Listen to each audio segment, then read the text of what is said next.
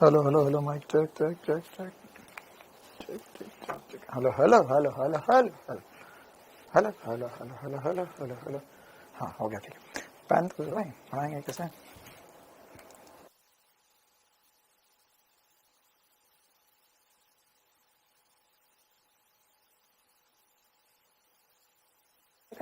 तीन मिनट अब तो ना फ्रेश हो गया। हाँ हो गया हो गया। 3 सेकंड कर दे, 3 सेकंड। हाँ भाई, very good evening, very good evening, very good evening. कैसे है सभी, क्या हाल चाल सभी के? हाँ भाई, क्या हाल चाल सभी के, कैसे है सभी? Good evening good evening good evening good evening good evening.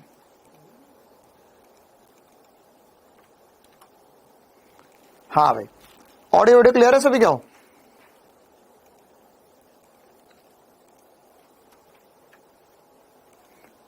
चलो ठीक है ठीक है, जोरदार जबरदस्त जिंदाबाद।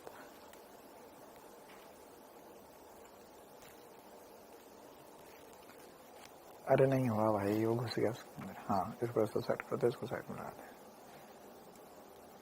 हाँ बस थोड़ा सा इधर वाला छोटा हल्का सा करना, इतना इतना मतलब थोड़ा सा ही करते हैं, थोड़ा थोड़ा भी। हाँ ठीक है ठीक है, कोई दिक्कत नहीं, कोई दिक्कत नहीं, सही है। हाँ भाई चलो, तो कोई दिक्कत नहीं है किसी को।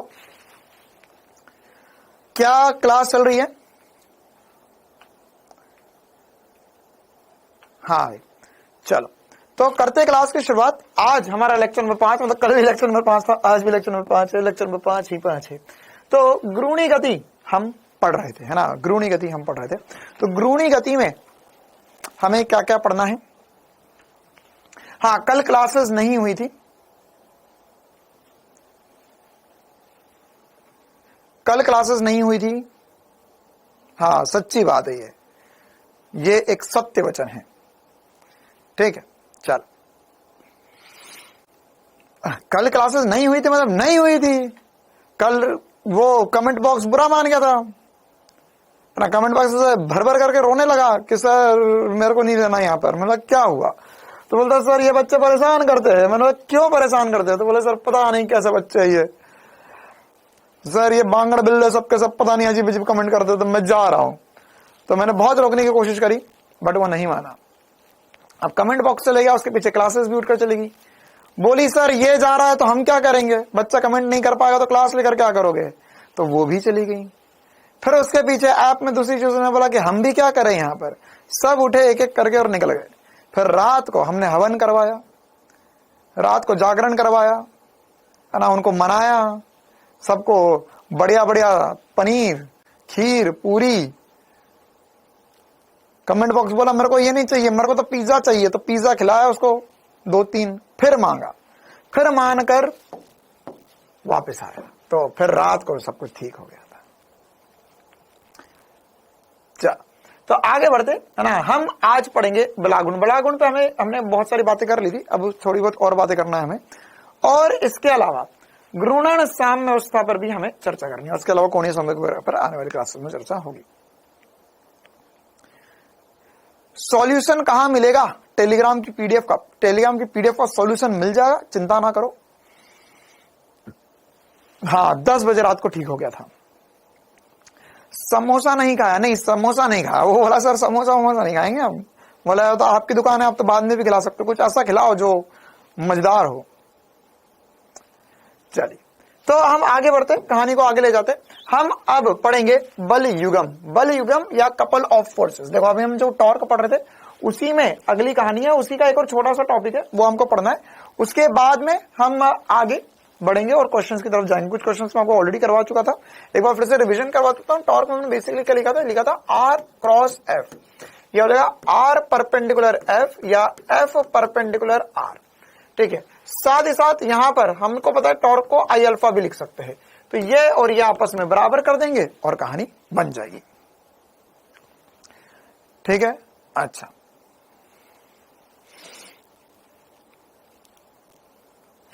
अब अगर हम इसके अंदर और भी क्वेश्चंस, ऐसे कुछ क्वेश्चंस मैं आपको ऑलरेडी करवा दिए थे ना, और कुछ क्वेश्चंस करवाऊंगा। उससे पहले एक और छोटी सी परिभाषा पढ़ लेते। बल युगम या कपल ऑफ फोर्सेस क्या होता है?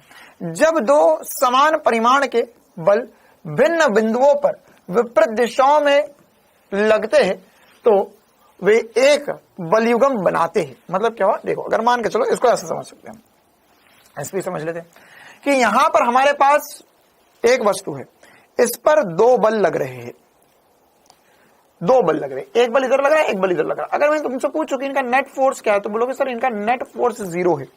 नेट फोर्स 0 क्योंकि दो बल लग रहे हैं। इसका बेस्ट एग्जांपल है कि अगर आप एक बॉटल का ढक्कन खोल रहे हो, तो बॉटल का ढक्कन कैसे खोलते हैं, ऐसा पकड़कर ऐसा घुमा देते हैं,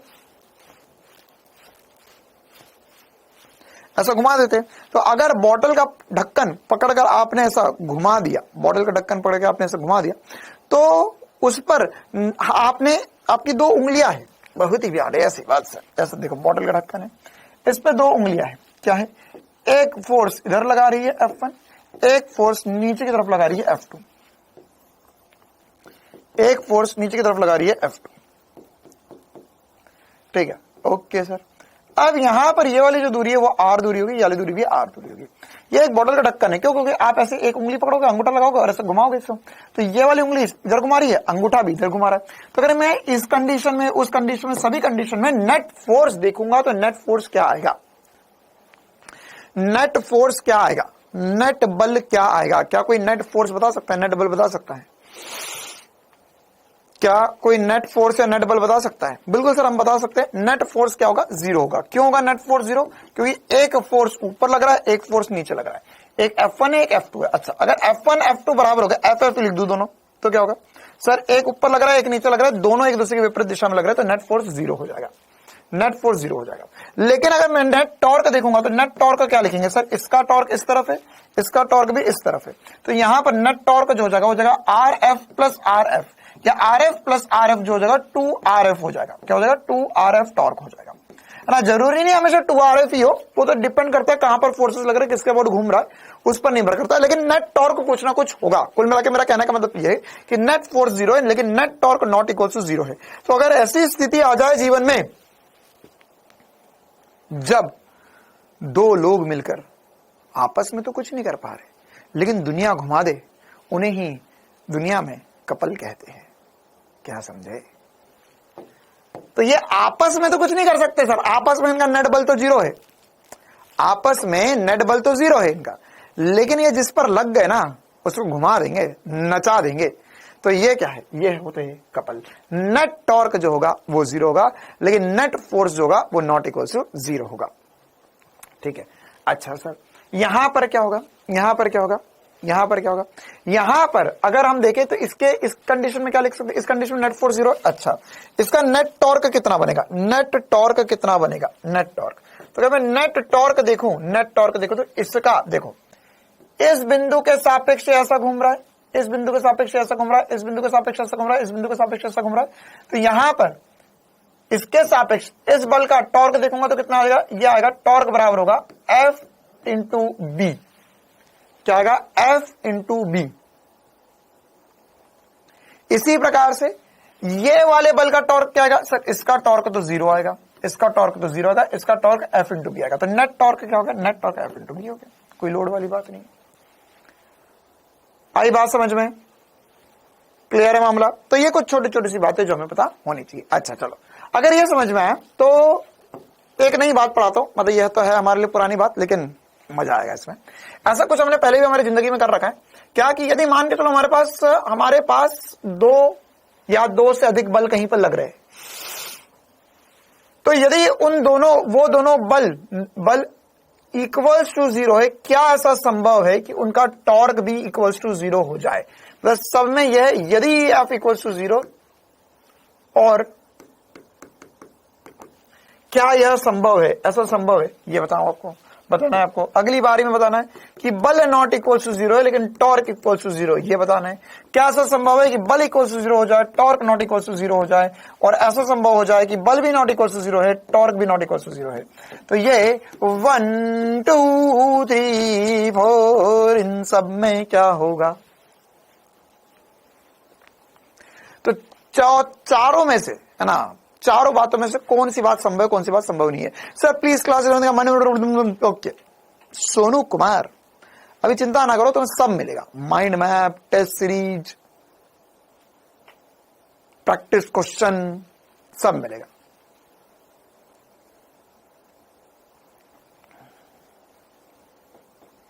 ऑल पॉसिबल है। अच्छा ठीक है, देखते हैं। सर बल भी जीरो है, टॉर्क भी जीरो। हाँ, तो एक वस्तु रखी भी, इस पे कोई बल नहीं लग रहा है, इस पे टॉर्क भी जीरो है।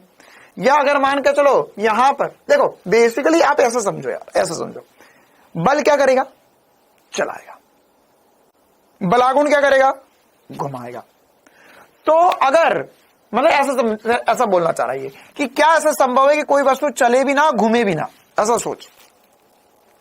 सोचने का तरीका पलट दे अपनी जिंदगी का। क्या पहली बात, क्या ऐसा संभव है कि वस्तु पे नेट बल भी जीरो हो, नेट टॉर्क भी जीरो, मतलब कि वो ना तो चले ना तो घूमे? ऐसा संभव है? बिल्कुल सर संभव है ना। मान के चलो हमारे पास एक डब्बा रखा हुआ है, ये एक ब्लॉक है, ये जमीन पे रखा हुआ है, तो इसमें सर mg नीचे की तरफ लग रहा है, नॉर्मल रिएक्शन ऊपर की तरफ लग रहा है, और अगर हम इसके सेंटर ऑफ मास के सापेक्ष बलागुण देखे तो वो तो जीरो ही है। मतलब mg बराबर है n होता है, बल भी जीरो, चल भी नहीं रहा, घूम भी नहीं रहा। अच्छा, ऐसा पॉसिबल है क्या कि कोई वस्तु घूमे ना और चले? क्या ऐसा संभव है? बिल्कुल सर। आज से पहले कौन सी घूम रही थी? इसी चैप्टर में तो घूमना सिखाया आपने, बाकी इससे पहले तो सभी चल रही थी। मतलब क्या होगा कि यहां पर अगर मान के चलो मेरे पास एक ब्लॉक है और ये इसका सेंटर ऑफ मास है, यहां पे लगा F फोर्स F, एक बल लगा F, फोर्स लगा F, ठीक है। तो F फोर्स लगा, क्या ये चलेगा? बिल्कुल सर चलेगा। क्या ये घूमेगा? नहीं सर, नहीं घूमेगा। तो ये संभव है? बिल्कुल सर संभव है। पहला भी संभव है, दूसरा भी संभव है। ऐसा संभव है कि वस्तु चले ना और घूमे, घूमे केवल? बिल्कुल सर। क्यों संभव है? अरे भाई पंखा है तेरे घर में, चल रहा है? नहीं सर। घूम रहा है? हाँ सर। ऐसा है पंखा किसी घर में कि आज यहां टंगा हुआ था, घूमते घूमते घूमते घूमते घूमते घूमते घूमते इधर आ गया, फिर घूमते घूमते घूमते घूमते उधर चले गया? ऐसा पंखा होता है यार, मेरे को भी भिजवा देना, मेरे को जरूरत है ऐसे पंखे की, है ना। मतलब हम क्या सोच रहे थे कि हमारे हो क्या हॉल में 2 पंखे लगाने पड़े, तो हम सोच रहे कि ऐसा कुछ कर रहे कि एक ऐसा टेक्नोलॉजी आ जाए कि जिधर बैठे उधर पंखा आ जाए, घूमते घूमते उधर चले जाए, घूमते घूमते उधर। नहीं, ऐसा नहीं होता सर। 2 जगह, बड़ी जगह 2 पंखे लगाने पड़ेंगे, है ना। ऐसा नहीं होगा। तो ऐसा अगर ऐसा हो तो कितना मजेदार हो जाए ना, कि फिर ऐसा लड़ाइया हो जाए लोगों के बीच में, है ना। आप कहीं जाओ, एक पंखा लगा देंगे, बोले जिसको हवा चाहिए पंखे को आवाज लगा के बुला लो भैया। अब लोग लड़े पड़े हुए, इधर आ, पंखे इधर आ, मेरे को हवा दे। ऐसा तो नहीं होता है, ठीक है। अच्छा, एक बच्चे ने बोला ऐसा होता है, देखो है ना, मेरे को पता था एक अपने बीच में आदमी है, बोला सर ऐसा होता है। होता है सर, होता है सर। हाँ, घूम रहा है। स्टूल फैन जो होता है स्टैंड पर, वो घूमता है, चलता थोड़ा ना है। एक बोला सर हेलीकॉप्टर में देखो। हाँ सर, हेलीकॉप्टर में क्या होता है? हेलीकॉप्टर में सर, हेलीकॉप्टर खुद ही पंखे को लेकर चल देता है। तो अगर मूर्ख आदमी कल को तेरा घर ही उड़ जाए तो फिर तो बदलेगी जगह ना। मैं तो छत में बोल रहा हूं, छत में लगा हुआ है। ऐसा थोड़ी ना होता है कि पंखा, मतलब हेलीकॉप्टर चला तो हेलीकॉप्टर जो है, हेलीकॉप्टर फैन लगा हुआ है तो हेलीकॉप्टर खुद ही चला जाता है ना यार उठकर। ऐसा ना हेलीकॉप्टर नहीं रहेगा, उसकी पंखुड़ी अलग चलेगी? नहीं, ऐसा नहीं होता। चलिए, अच्छा ये तीसरी वाली कंडीशन में क्या, ये तो अभी पड़ी सर कि एक वस्तु को गोल बना दो, गोल गोल रानी, ये गोल गोल पानी, इस पे लगे 2 बल, तो यहां पर नेट बल क्या हो जाएगा? नेट बल क्या हो जाएगा? नेट बल तो 0 हो जाएगा, net torque not equal to 0, घूमेगा। अच्छा, ऐसा हो सकता कि चले भी और घूमे भी? ऐसी कोई चीज है आपके पास जो चले भी और घूमे भी? क्या ऐसा कभी संभव है जो चले भी और घूमे भी?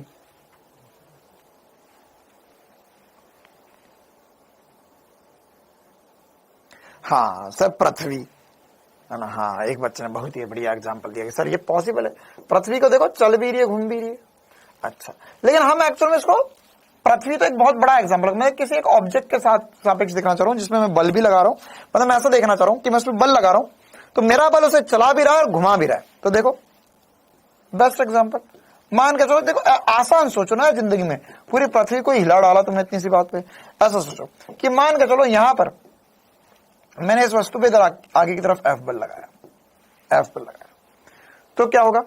तो क्या होगा सर? ये इधर F बल लगाया आपने, तो नेट बल तो 0 नहीं, क्योंकि मान के चलो कि कोई भी यहां पे घर्षण नहीं है। तो क्या होगा सर? नेट बल तो नहीं है, तो ये आगे आप धक्का लगाओगे तो क्या होगा सर? ये फिसलेगा। लेकिन ऐसा भी हो सकता है कि अगर मेरा धक्का ज्यादा हो गया, मेरा धक्का ज्यादा हो गया तो घूम जाए, होगा, एक डब्बे को मैंने धक्का लगाया तो चले भी और घूमने भी लग जाए, चले भी और घूमने भी लग जाए, तो क्या होगा, net force not equal to zero, not net torque भी नॉट इक्वल टू जीरो है एकदम। इसका तो बहुत सारे एग्जांपल हो सकते हैं। ठीक, चलिए, तो कुछ बेसिक से क्वेश्चंस थे, और भी आगे बढ़ते। हाँ भाई, ये कुछ सवाल थे जो मैंने आपको परसों के दिन होमवर्क में दिए थे। ये कुछ क्वेश्चंस थे, एक बार जल्दी से क्वेश्चंस देखो, इनके जवाब बताते हैं। लट्टू, हाँ लट्टू मान सकते, देखो लट्टू एक्चुअली, देखो ये लट्टू या साइकिल का पहिया, ये सब में क्या, हमने एक बार फोर्स लगा के छोड़ दिया तो अपने आप घूम रहा है। मैं ऐसी सिचुएशन चाह रहा हूं कि मैं बल लगा रहा हूं और वो चल भी रहा और घूम भी रहा है, ऐसी सिचुएशन। ठीक है, अगर मान के चलो, ये तो वैसी बात होगी ना कि अगर मान के चलो कि अगर कोई चीज घूम रही थी और मतलब बल लगाते लगाते तुमने छोड़ दिया, अब देख रहे बैठ के गोल गोल घूम रही है, तो वो तो अब आपका बल तो जीरो ही हो गया ना उस पर, आप थोड़ी ना कोई बल लगा रहे हो। हाँ, उस पर यह बात अलग है कि सर नॉर्मल लग रहा है, एमजी लग रहा है, घर्षण लग रहा है, वो सारे बल है। ठीक है, हाँ सिलेंडर को धकेलने पर वो घूमता भी और चलता भी है, बिल्कुल सही बात, वैसे वो ब्लॉक वाली बात होगी। हाँ भाई, ये वाला क्वेश्चन करते। क्वेश्चन में बोला है कि हमारे पास ये जड़त्व आघूर्ण पर बेस्ड आसान सा क्वेश्चन है। हाँ, चक्री वगैरह है, बचपन वो टायर घुमाते थे, तो वही वाली बात है ना, टायर पे छड़ी मार मार के घुमाते थे उसे, तो घूमता भी था और चलता भी था। चल, तो यहां पर हमारे पास क्या क्वेश्चन बोल रहा है, हमें क्वेश्चन में बोला हुआ है कि चित्र में 1 मीटर छड़ आधी लकड़ी और आधी स्टील की बनी हुई है, मतलब ये आधी लकड़ी की है, आधी स्टील की है।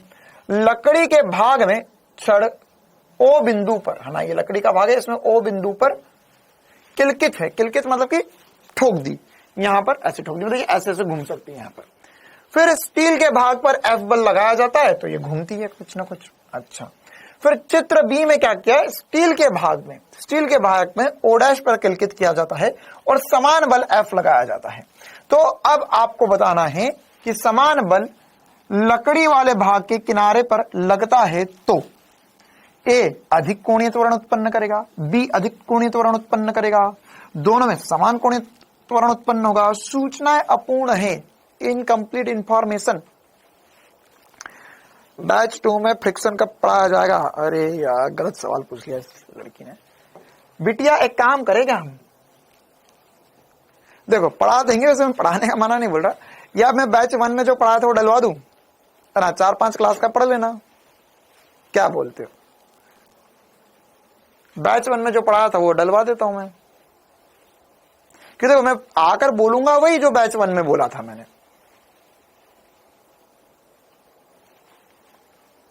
चलो भाई, क्या होगा यहां पर बताओ?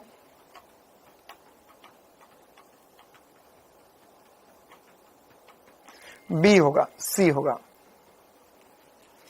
अच्छा चलो कोई बात नहीं, मैं पढ़ा दूंगा, है ना, यूट्यूब पे। मतलब जैसे अभी चिंता मत करो, अभी आप लोगों की मैं यूट्यूब वगैरह पर भी क्लासेस शुरू करूंगा, तो यूट्यूब पर भी रिवीजन क्लासेस होंगी, 1 शॉट्स होंगे, तो उनमें ये सारी चीजें फिर से कवर हो भी जाएंगी। चल, तो यहां पर अच्छा क्या होगा, तो सबसे पहले ये पढ़ ले, अभी वाला चैप्टर है ना।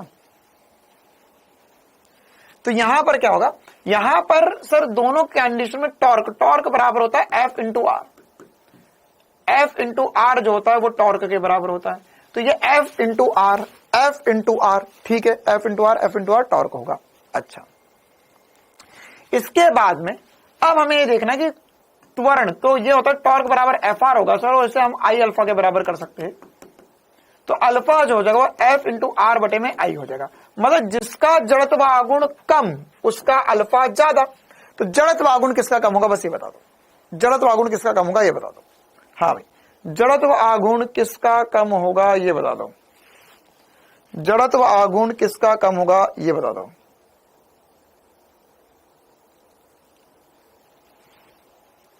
जड़त्व आघूर्ण किसका कम होगा ये बता दो।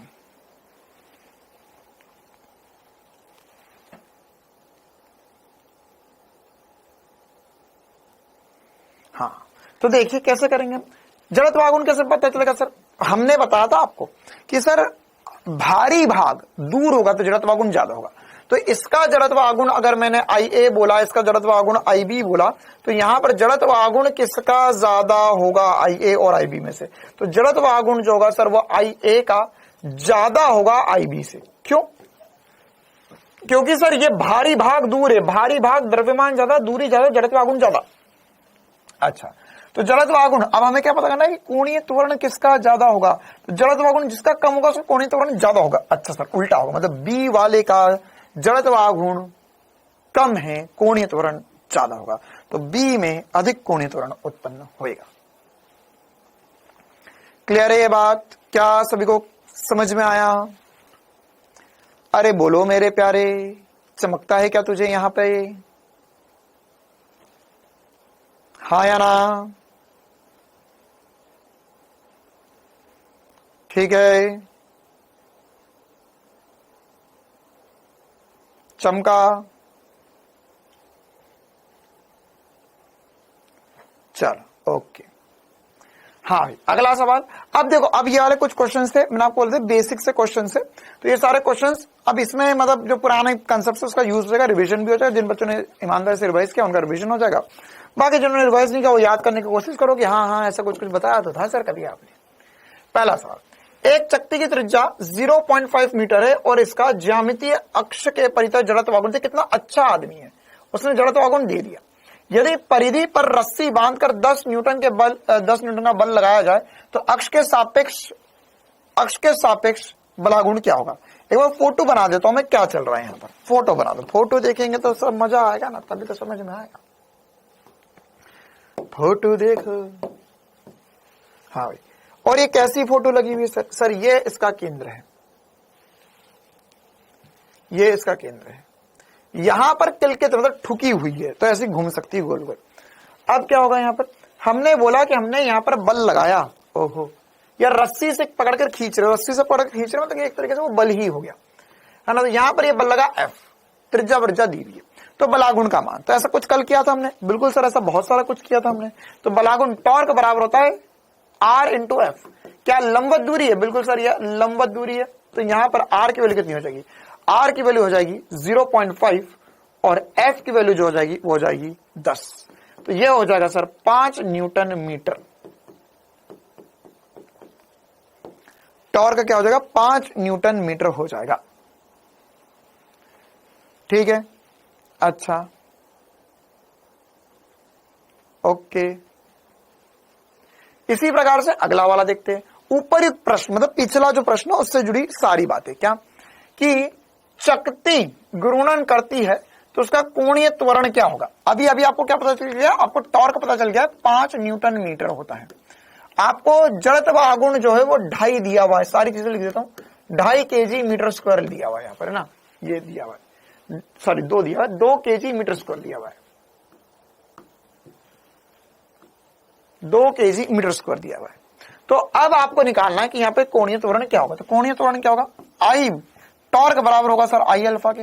अच्छा सर, टॉर्क कितना होगा? टॉर्क होगा 5, आई जो है वो कितना होगा 2, अल्फा की वैल्यू आपको निकालनी है। तो अल्फा की वैल्यू कितनी आएगी लाला? सर अल्फा हो जाएगा 5/2, यह हो जाएगा 2.5 kg metre square, 2.5 kg metre, अरे यूनिट तो गलत होगी, रेडियन पर सेकंड स्क्वायर। ठीक है, अल्फा क्या हो जाएगा? अल्फा की यूनिट होती है रेडियन पर सेकंड स्क्वायर, रेडियन पर सेकंड स्क्वायर। अच्छा, अगला सवाल, ये तीनों उसी से रिलेटेड। अगला सवाल में क्या बोला? अब देखो, अभी बिल्कुल बेसिक सवाल है। प्रथम 2 सेकंड पश्चात कोणीय वेग का मान क्या? तो त्वरण मिल गया तुझे, अब कोणीय वेग पूछा हुआ है। यहां क्या होगा? 2 सेकंड पश्चात कोणीय वेग क्या होगा? तो कोणीय वेग होगा सर ओमेगा, ओमेगा होगा omega initial plus alpha T. तो प्रारंभिक ओमेगा 0 होगा। अल्फा की वैल्यू कितनी है? अल्फा की वैल्यू सर 2.5 इंटू समय है 2, तो 2.5 इंटू 2 करेंगे 5 रेडियन पर सेकंड आ जाएगा। अरे कर पा रहा है 5 रेडियन पर सेकंड। हाँ, v बराबर यू प्लस एटी को यहां पे लिखेंगे ओमेगा बराबर ओमेगा फाइनल बराबर omega initial plus alpha T. अच्छा, इसके लिए क्या होगा? 2 सेकंड में चकती के कोणीय विस्थापन का मान क्या होगा, है ना? 2 सेकंड में चकती के कोणीय विस्थापन का मान क्या होगा। तो सर थीटा पता करना है हमें। अच्छा, कोणीय विस्थापन थीटा, तो थीटा बराबर होगा या एस बराबर UT plus half T square होता है, तो थीटा बराबर होगा omega initial plus half alpha T square.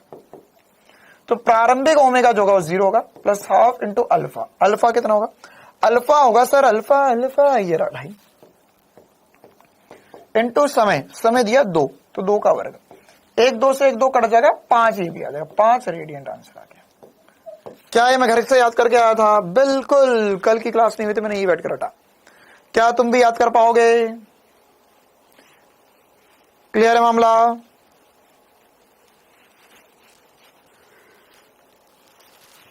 Pankaj Singh, हम खुद दुखी है।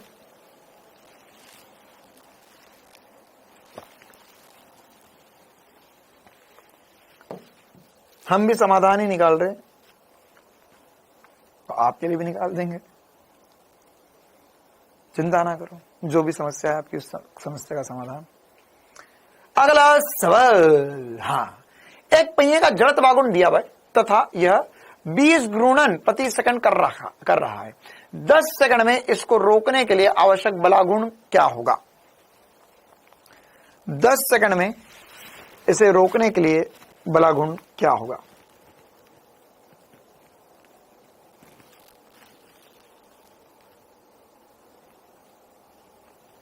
हाँ, मैंने तो क्वेश्चंस भेजे वो थोड़े हार्ड है, मैंने तो बोल के भेजे थे ना कि भैया थोड़े हार्ड क्वेश्चंस है वो।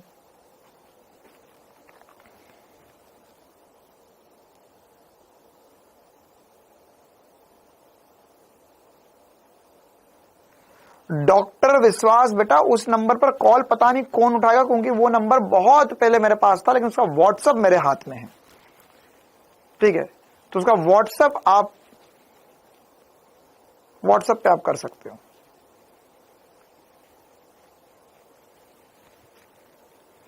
चलिए, 2 पाई आंसर आ गया बच्चों का बहुत ही तेजी में।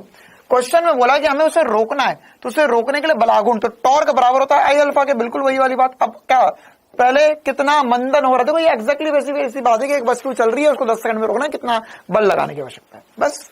तो अब हमारे पास यहाँ पे जड़त्व आघूर्ण है, बिल्कुल सर यहाँ पे जड़त्व आघूर्ण है, लेकिन अल्फा क्या होगा? तो अल्फा क्या होता है सर? अल्फा मतलब ओमेगा में परिवर्तन बटा समय। ओके सर, तो कितना है? 20 घूर्णन प्रति सेकंड, मतलब क्या हो गया सर? ये 20 चक्कर प्रति सेकंड हो गया। आपको दिया हुआ है 20 चक्कर प्रति सेकंड, 20 घूर्णन प्रति सेकंड। तो 20 घूर्णन प्रति सेकंड क्या ओमेगा होता है? ये होता है 2 पाई एन, ये हो जाएगा 2 पाई इंटू 20, ये हो जाएगा 40 पाई रेडियन पर सेकंड। 40 पाई रेडियन पर सेकंड है ना? अरे बेटा में 60 क्यों नहीं है, क्योंकि पर सेकंड था।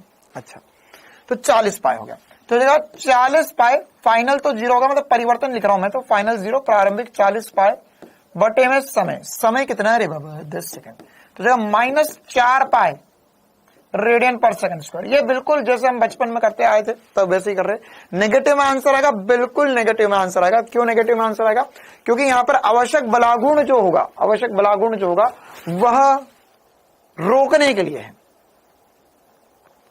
ठीक है, अच्छा, तो अब क्या होगा यहां पर टॉर्क बराबर होगा आई कितना है? आई है 5 × 10 की घात 3 -3, 5 × 10 की घात -3, और यह अल्फा कितना होगा? 4 पाई। माइनस में आना चाहिए, लेकिन कोई फर्क नहीं पड़ता उससे। अच्छा, मल्टीप्लाई करो जरा सर, ये 4 × 2 5 करके 20 आएगा, 20 पाई × 10 की घात -3। लेकिन यहां पर ये 0 जो है इसको खिला दो, इसका पेट भर दो, तो 2 पाई × 10 की घात -2, क्योंकि एक 0 उड़ जाएगा, 10 की घात -3 है, तो बटे में 1000 आएगा, एक 0 से एक 0 कट जाएगा, ये हो जाएगा न्यूटन मीटर। 2 पाई यहां पर आना चाहिए, 2 pi is the correct answer for this easy question. क्या किया फिर से बता देता हूं, 10 सेकंड का सवाल, 10 सेकंड दिए हुए भी सवाल में हमें यहाँ पे ओमेगा दिया हुआ था, तो ओमेगा को हमने पहले लिखा, ये घूर्णन प्रति सेकंड है, इसको हमने नॉर्मल ओमेगा में कन्वर्ट किया। अल्फा की वैल्यू निकाली, क्यों? क्योंकि टॉर्क निकालने के लिए आई इंटू अल्फा होता है, अल्फा की वैल्यू नहीं पता, तो मंदन निकालना था एक तरीके से। अंतिम वेग 0, प्रारंभिक वेग 40 पाई बटे में समय दिया हुआ 10 सेकंड, डिवाइड कर दिया, कहानी खत्म, पैसा जम, आंसर आ गया। ठीक है मामला, आगे बढ़ते हैं। हाँ भाई देखो यार, अब मुझे लगता है ऐसे सारे सवाल आप कर पाओगे। क्वेश्चन क्या है? क्वेश्चन है कि वृत्ताकार पथ में घूर्णन करते हुए किसी पहिए पर स्थित बिंदु की ताक्षणिक कोणीय स्थिति, या आपको जो समीकरण है स्थिति का वो दिया हुआ है, थीटा बराबर दिया 2t³ माइनस 6t स्क्वायर से निरूपित किया जाता है। तो पहिए पर लगने वाला बलागुण का मान 0 कब होगा? ये सारे सवाल जब तुम चढ़े चुन्नू मुन्न दे, वो वाला सवाल है। अच्छा देख, मैं देखो दूसरा सवाल बताता हूं, क्या ये वाला सवाल कर पाता? s बराबर 3t³ 2t³ minus 6t square दिया हुआ है, वह समय t बराबर क्वेश्चन मार्क जब त्वरण 0 होगा। क्या यह सवाल कर सकता? अगर ये कर सकता तो ये सवाल सही नहीं है। अरे याद है वो छोटे से तुम थे, इतने से आए थे, तुम कपकपा जाते थे फिजिक्स को देखकर, तुम्हारे मन में डर था, तुम्हें लगता था भूत आया, भूत है ना, और चुपचाप जो बोलेंगे सुन लेंगे सर। और अब आज देखो है ना, दुनिया तुम्हें देख के बोल रहे हैं ये भूत है। क्या यह सवाल किया है कभी जिंदगी में? हाँ सर ऐसा किया, तो बस ये भी तो वही है, ये भी तो वही है। हाँ चीते कर पाएगा। तो यहां पर क्या होगा? थीटा। तो सर थीटा बराबर दिया हुआ है 3t³ माइनस 6t स्क्वायर। आपको क्या चाहिए? बलागुण 0 होना चाहिए। तो बलागुण का मान 0 होगा, टॉर्क का मान 0 होगा, मतलब कि टॉर्क बराबर होता I अल्फा। तो I अल्फा का मान 0, मतलब अल्फा की वैल्यू 0 होनी चाहिए, क्योंकि जड़ा तो आगुण तो 0 हो नहीं सकता अगर कोई चीज घूम रही है तो यहां पर अब हमें अल्फा निकालना है। अल्फा मतलब कि क्या? कोणीय त्वरण निकालना। तो पहले ओमेगा निकलेगा डी थीटा बटा डी टी, मतलब ये हो जाएगा 2 into 3t square minus 6 into 2t। या मैं चाहूं तो इसको क्या लिख सकता हूं? इसको मैं लिख सकता हूं, ये हो जाएगा 6t स्क्वायर माइनस 12t। अच्छा अल्फा क्या आएगा? इसका फिर से अवकलन कर दूं मैं,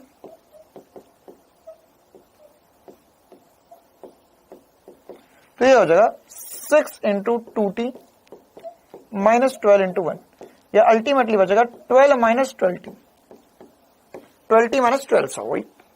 तो आंसर अल्फा आ गई। तो अल्फा को कर दी 0, तो मतलब 12 माइनस 12t बराबर 0, मतलब t की वैल्यू 1 आनी चाहिए।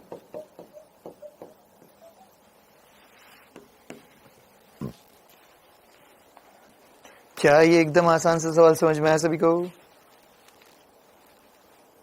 मेरा बैक लुक हो गया, कहां लुक बदल दिया तुम्हारा किसने?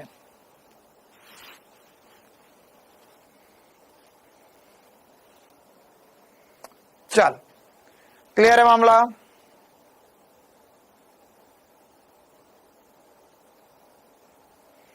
पावर और ओमेगा दिया, वो सब बताएंगे अभी, एक साथ ही खा लोगे क्या? हाँ भाई अगला सवाल, AIPMT 2012 का सवाल। जल्दी से सवाल पढ़ो, जवाब बताओ। हमें दिया हुआ है ABC एक समबाहु त्रिभुज है जिसका केंद्र O है। ओके, F1 F2 F3 क्रमशः AB ABC और AC दिशा में लग रहे हैं। तो आपको बताना है F3 का मान क्या होगा यदि लगने वाला कुल बलागुण 0 है। तो what is the question sing, question speaking, this is centre. यह पूरा कहीं की गोल गोल घूमने की कोशिश। बट देखो पहले वाला इसे ऐसा घुमाना चाह रहे हैं, पहले वाला बल F1 कहां घुमाने का? F1 इधर घुमा रहा है, F2 भी इसी दिशा में घुमाना चाह रहा है, लेकिन F3 जो है विपरीत दिशा में घुमाना चाह रहा है। तो इन तीनों का नेट बलागुण 0 होना चाहिए। तो F3 का मान क्या हो? तो एकदम आसान सी बात है, बिल्कुल ही पुच्चू सी बात। सी आंसर आ गया, बिल्कुल सही बात। आसान कैसे सर? अच्छा देखो, बलागुण लिखने का है तो क्या परपेंडिकुलर डिस्टेंस लगता है? बिल्कुल लगता। तो ये वाला परपेंडिकुलर डिस्टेंस कितना होता है रे बाबा? ये सर R होता। कितना होता है ये? तो हो जाएगा F1 इंटू R। तो इसका टॉर्क हो जाएगा F1 इंटू R। अच्छा प्लस ये वाला देखो, अब ये समबाहु त्रिभुज है तो सारी दूरियां वो दिखे ना दिखे, लेकिन हमें पता है सर ये केंद्र से सारी दूरियां बराबर होंगी यहाँ पर। तो ये R ये R ये R, अरे ये होता या नहीं होता है ना? तो सारी दूरियां बराबर होती सर, ये R तो यहां पर भी हो जाएगा F2 इंटू R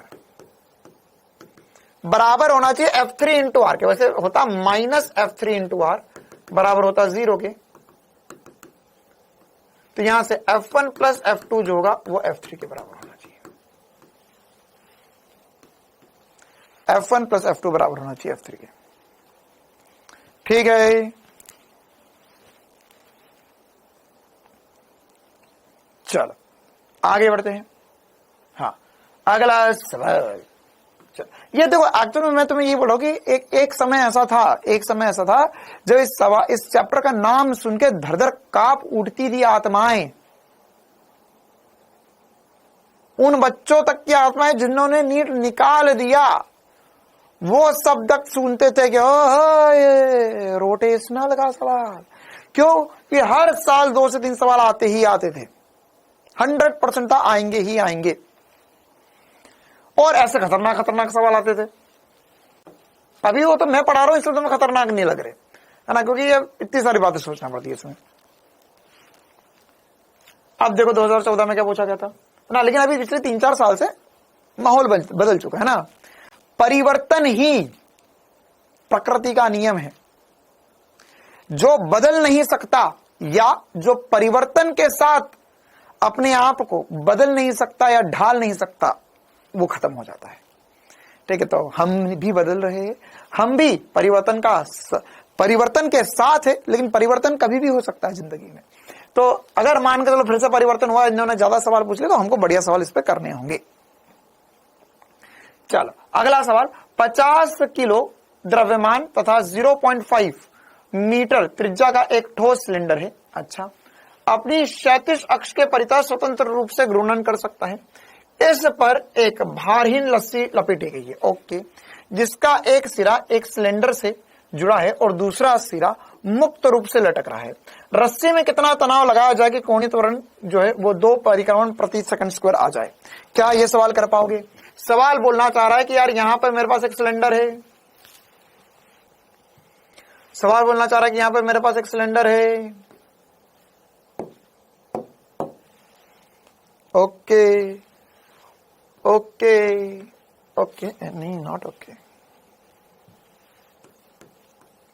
और ये ऐसा कुछ लगा हुआ है दीवार से, ऐसा टिका हुआ है, और इसके ऊपर एक रस्सी लपेट दी। यार भैया हमने क्या कर दिया, रस्सी लपेट दी रहे करके, और रस्सी का एक सिरा नीचे लटक रहा है। अब ये रस्सी के एक सिरे को खींचना है हमें।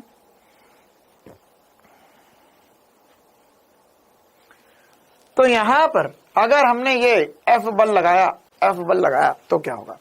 तो सर अगर हमने यहां पर F बल लगाया तो ये घूमेगा, तो अब घुमाओ तो भैया। अब बोला है कि आपको त्वरण कितना करना है, तो देखो सीधी सी बात है, आसान से शब्दों में टॉर्क बराबर होता है आई अल्फा, और पहले टॉर्क आई अल्फा के बराबर करने से पहले टॉर्क कितना होगा, तो टॉर्क होगा F इंटू आर के। ऐसा सवाल मैंने आपको पिछली क्लास में करवाया था। तो यहां पर F इंटू आर, तो बल कितना दिया हुआ है? अच्छा सर, तो यहां पर बल दिया कि नहीं सर, बल ही तो निकालना है। त्रिज्या दी है, बिल्कुल दी गई है। अच्छा, तो यहां पर हमने पिछली क्लास में इसको अगर आपको याद हो तो सॉल्व किया था। F इंटू आर बराबर होगा आई अल्फा के, और यहां से आई जड़त्व आगुण होगा एम आर स्क्वायर बटे में 2 into alpha. M R square, क्यों एम आर का स्क्वायर? क्योंकि सर यहां पे त्रिज्या दी गई है तो इसका स्क्वायर करना पड़ेगा, त्रिज्या का स्क्वायर करना पड़ेगा। क्यों? क्योंकि यहां पर हमारे पास क्या है, हमारे पास बेलन है। बेलन मतलब ठोस सिलेंडर दिया हुआ है, मतलब चकती है, चकती। तो चकती का जड़त्व आगुण एम आर स्क्वायर बटा 2 होता है। मैंने बताया ना, चकती को खींच के बना सिलेंडर बन गया। अच्छा, तो क्या होगा यहां पर, क्या होगा यहां पर, क्या होगा यहां पर, क्या होगी कहानी यहां पर? कर लोगे क्या? आया किसी का आंसर? F इंटू आर, एक आर से एक आर कट गया। हाँ भैया, F की वैल्यू निकालनी है। तो द्रव्यमान कितना है सर?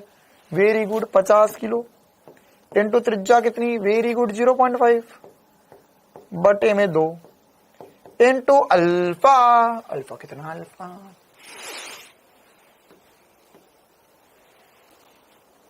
दो परिक्रमण प्रति सेकंड स्क्वायर दिया हुआ है। तो ये कैसे निकालेंगे सर? क्या 2 रख दूं वहां पे? नहीं, यही तो चक्कर है। हमें लिखना होता है रेडियन पर सेकंड स्क्वायर में। यह 2 चक्कर प्रति सेकंड, मतलब मैं इसे लिख सकता हूं 2 इंटू 2 पाई रेडियन पर सेकंड स्क्वायर। कैसे कर दिया मैंने, कैसे कर दिया मैंने? बोल लाला, कैसे कर दिया मैंने यहाँ पे? बैंको लिखा हुआ है 2 परिक्रमण प्रति सेकंड स्क्वायर, मतलब कि 2 चक्कर प्रति सेकंड स्क्वायर। तो यहां पर कोण होगा 2 पाई, तो टोटल हो गया 4 पाई रेडियन पर सेकंड स्क्वायर। तो बस कहानी खत्म, 4 पाई यहां पर रख दो। तो ये खचक खचक 2 बचा। देखो 2 इंटू 50 करोगे, 2 इंटू 50 करोगे 100 आ जाएगा। 100 इंटू 0.5 करोगे तो फिर से 50 आ जाएगा। या आप चाहो इसका अच्छा नहीं लगता 2 इंटू 0.5 कर दो, 1 आता है। तो 50 पाई आंसर हो गया हमारा। या 50 इंटू 3.1, 50.3 से थोड़ा सा ज्यादा, मतलब best option is 1.57 Newton. 1.57 Newton. Clear है कहानी? एक और बार देख लो, बहुत खतरनाक, वेरी डिफिकल्ट क्वेश्चन है ना। नीट 2014 में या एएफएम 2014 में अगर आप ये वाला सवाल करके आते तो आप मालूम है शायद एम्स तक पहुंच जाते। सच्ची बोल रहा हूं मैं, है ना। अगर ये सवाल तब करके आते आज से, सब तो बहुत साल हो गए, 10 साल हो गए। अरे हाँ 10 साल पुराना सवाल हो गया। तो 10 साल पहले, जैसे नीट 2024 का एग्जाम दोगे, जैसे नीट 2014 का एग्जाम दिया होता आपने, तो 10 साल पहले अगर आप ये सवाल करके आते तो आप एम्स में पहुंच जाते। और तब तो एम्स भी बहुत कम थे, लेकिन अब अफसोस की बात है ना, अब ज्यादा सवाल करने पड़ेंगे। देखिए तो यहां पर क्या होगा, यहां पर फिर से देखते, टॉर्क बराबर लिखेंगे हम आई अल्फा और इसी को करेंगे एफ आर के बराबर। तो इन दोनों को बराबर करा, एफ की वैल्यू थी, द्रव्यमान क्वेश्चन में दिया हुआ, त्रिज्या क्वेश्चन में दी हुई है अल्फा, हमें पता है 2 परिक्रमण प्रति सेकंड स्क्वायर दिया, तो इसको हम चाहे तो लिख सकते हैं 2 इंटू 2 पाई, क्या 4 पाई रेडियन पर सेकंड स्क्वायर हो जाएगा। यहां से हमने एफ निकाल लिया।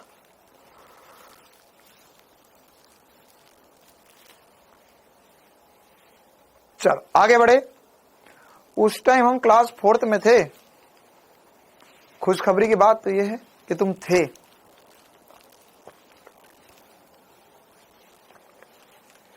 चलो आगे बढ़ते।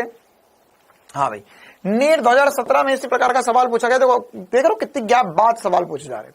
हाँ, सवाल बोला है खोखले बेलन का द्रव्यमान 3 किलो है, त्रिज्या 40 सेंटीमीटर है, इस पर डोरी रैपिड दी गई, यदि डोरी कर लोगे। 2 पाई समझ नहीं आया शुभम बघेल, तेरे को जब 2 पाई बोला था तब भी स्टार्टिंग में भी समझ में नहीं आया था, आज भी समझ नहीं आता। जब मैंने बताया था कि डिग्री और रेडियन में कन्वर्ट करते तब भी तेरे को समझ में आया था।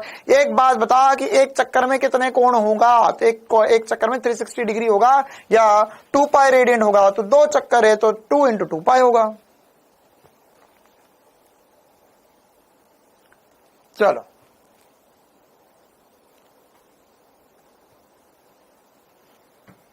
ये सवाल कर लोगे, होमवर्क चलो कर ही दो, कल का क्या भरोसा। करो, क्या आएगा आंसर?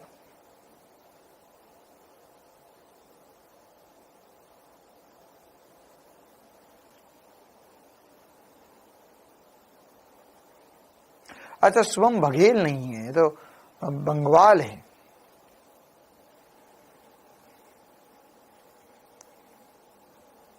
डी आएगा पक्का, सी आएगा। चलो देखते, कर देते फटाफट। हमें बोला एक खोखला बेलन है और इसका द्रव्यमान 3 किलो है, त्रिज्या इतनी, सेम सवाल, सब कुछ सेम। तो क्या मैं सीधे कर दूं, टॉर्क बराबर होगा आई अल्फा के और ये हो जाएगा एफ इंटू आर के। अच्छा, क्या एक खोखला बेलन मतलब जड़त्व आगुण एम आर स्क्वायर होगा इंटू अल्फा। बस सबसे इंपॉर्टेंट सी बात यही थी। बल कितना लगा है? 30 न्यूटन का। द्रव्यमान कितना है? 3 किलो। ये होगा 0.4 इंटू अल्फा।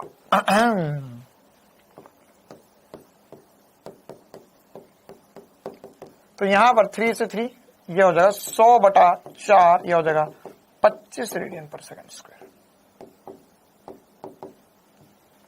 25 रेडियन पर second square is the value of alpha. देखो है ना, अब अगर तुम्हारी बाज की नजरें नहीं है और तुम चीते की तरह तेज नहीं हो तो सवाल गलत करके आ जाओगे। 110%। तुम सब कुछ सही सॉल्व करोगे फिर भी आंसर गलत लगा के आओगे। क्यों? पूछ क्यों? क्योंकि एक में लिखा हुआ है 25, दूसरे में भी लिखा हुआ है 25, यहां लिखा है 0.25 और यहां लिखा मीटर स्क्वायर, मीटर पर सेकंड स्क्वायर, यहां लिखा रेडियन पर सेकंड स्क्वायर, यहां लिखा रेडियन पर सेकंड स्क्वायर, तो यूनिट मतलब लगा जाएगा।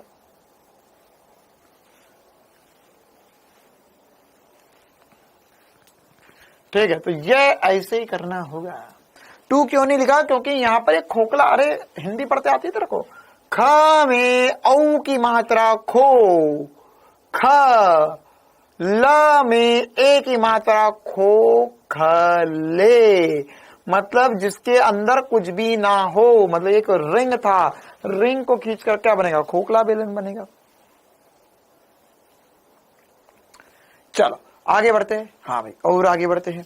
अब हम इसमें और भी कुछ बढ़िया सवाल करते हैं ना। देखो अब ये वाला सवाल क्या, अब ये कुछ अपने खुद के क्वेश्चन है, फिर ऐसे कुछ पीवाईक्यूज आए वो भी करवाऊंगा मैं आपको। यहां पर ये फोटो बोल रहा है कि यार देखो यार, यहां पर ये एक बेलन है ना। अभी तक जो क्वेश्चन कर रहे थे और अब जो क्वेश्चन कर रहे हो उसमें एक हल्का सा अंतर होगा ना, और वही क्वेश्चन अब आपको करना होगा बढ़िया तरीके से। क्या कि यहां पर एक बेलन है ना, और ये बेलन जो है वो दीवार से लगा हुआ है, जैसे यहां फोटो में दिखाया है, चित्र अनुसार ये दीवार से लगा हुआ है। तो अब आपको ये बताना है कि ये जो दीवार से लगा हुआ बेलन है, जो दीवार से लगा हुआ बेलन है, इस बेलन में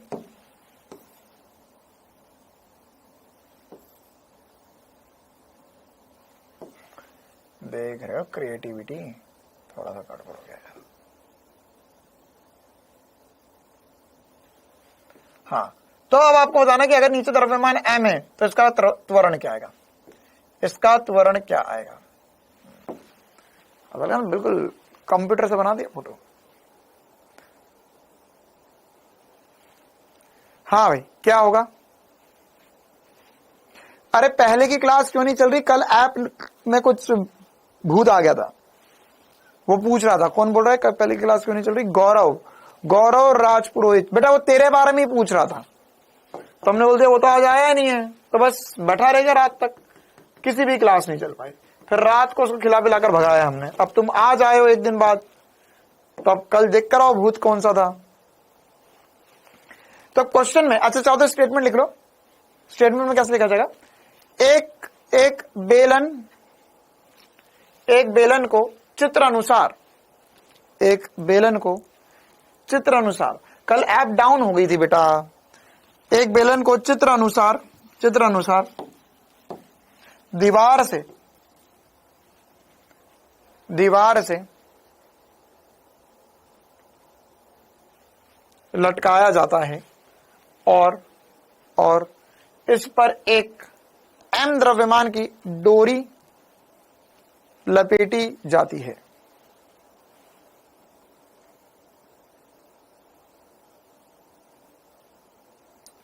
डोरी के अगले सिरे को m द्रव्यमान के पिंड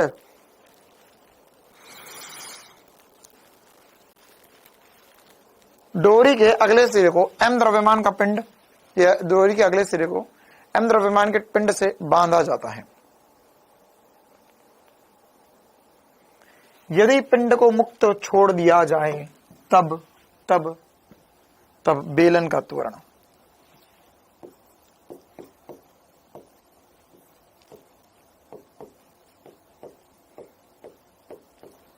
है ना, अब मैं पहले ही बोल देता हूं ना, जैसे हर कोई भी टीवी सीरीज वगैरह देखते हो ना, भूत की पिक्चर, तो उसमें लिखा रहता है ना कि आगे जाना, आगे समझना आपकी खुद की जवाबदारी है भैया। आगे कोई हादसा हो जाए तो हमें मत बोलना, है ना, क्योंकि अब ये वाले जो सवाल है, 2 सवाल करवाऊंगा मैं, है ना। ये मतलब बढ़िया सवाल है, एक ये वाला सवाल और एक ये वाला सवाल, 2 ही सवाल करवाऊंगा। लेकिन इन सवालों में पसीना छूट सकता है बहुत सारे बच्चों का, ठीक है, क्योंकि ये सवाल में न्यूटन्स लॉज ऑफ मोशन और घूर्णन गति, रोटेशनल मोशन दोनों मिलकर लगेंगे, है ना। और ये दोनों मिलकर, न्यूटन्स लॉज ऑफ मोशन तो याद ही होगा तुम्हें, वहां भी सर रोना आ ही गया था थोड़ा सा, और यहां भी थोड़ा थोड़ा आ ही रहा है। तो हो सकता है दोनों आंखों से आंसू आ जाए भर भर के। तो कोई बात नहीं, एक गिलास साथ में रख लो, आंसू इकट्ठे करने के लिए नहीं, पीने के लिए पानी। और इस सवाल को सॉल्व करते हैं। हाँ भाई, तो बांगड़ बिल्ला देख, यहां पर हमारे पास एक घिरनी रखी हुई, इसको जैसे ही छोड़ेंगे तो क्या होगा सर, ये नीचे की तरफ बल लगेगा और इसे घुमाएगा। इतना तो समझ में आता है तुझे, इतना तो दिमाग देकर भेजा है भगवान ने। अब हमें एक्चुअल में क्या करना पड़ेगा, अब हमें इसमें बिल्कुल बेसिक से सारी बातें करना पड़ेगी। कैसे?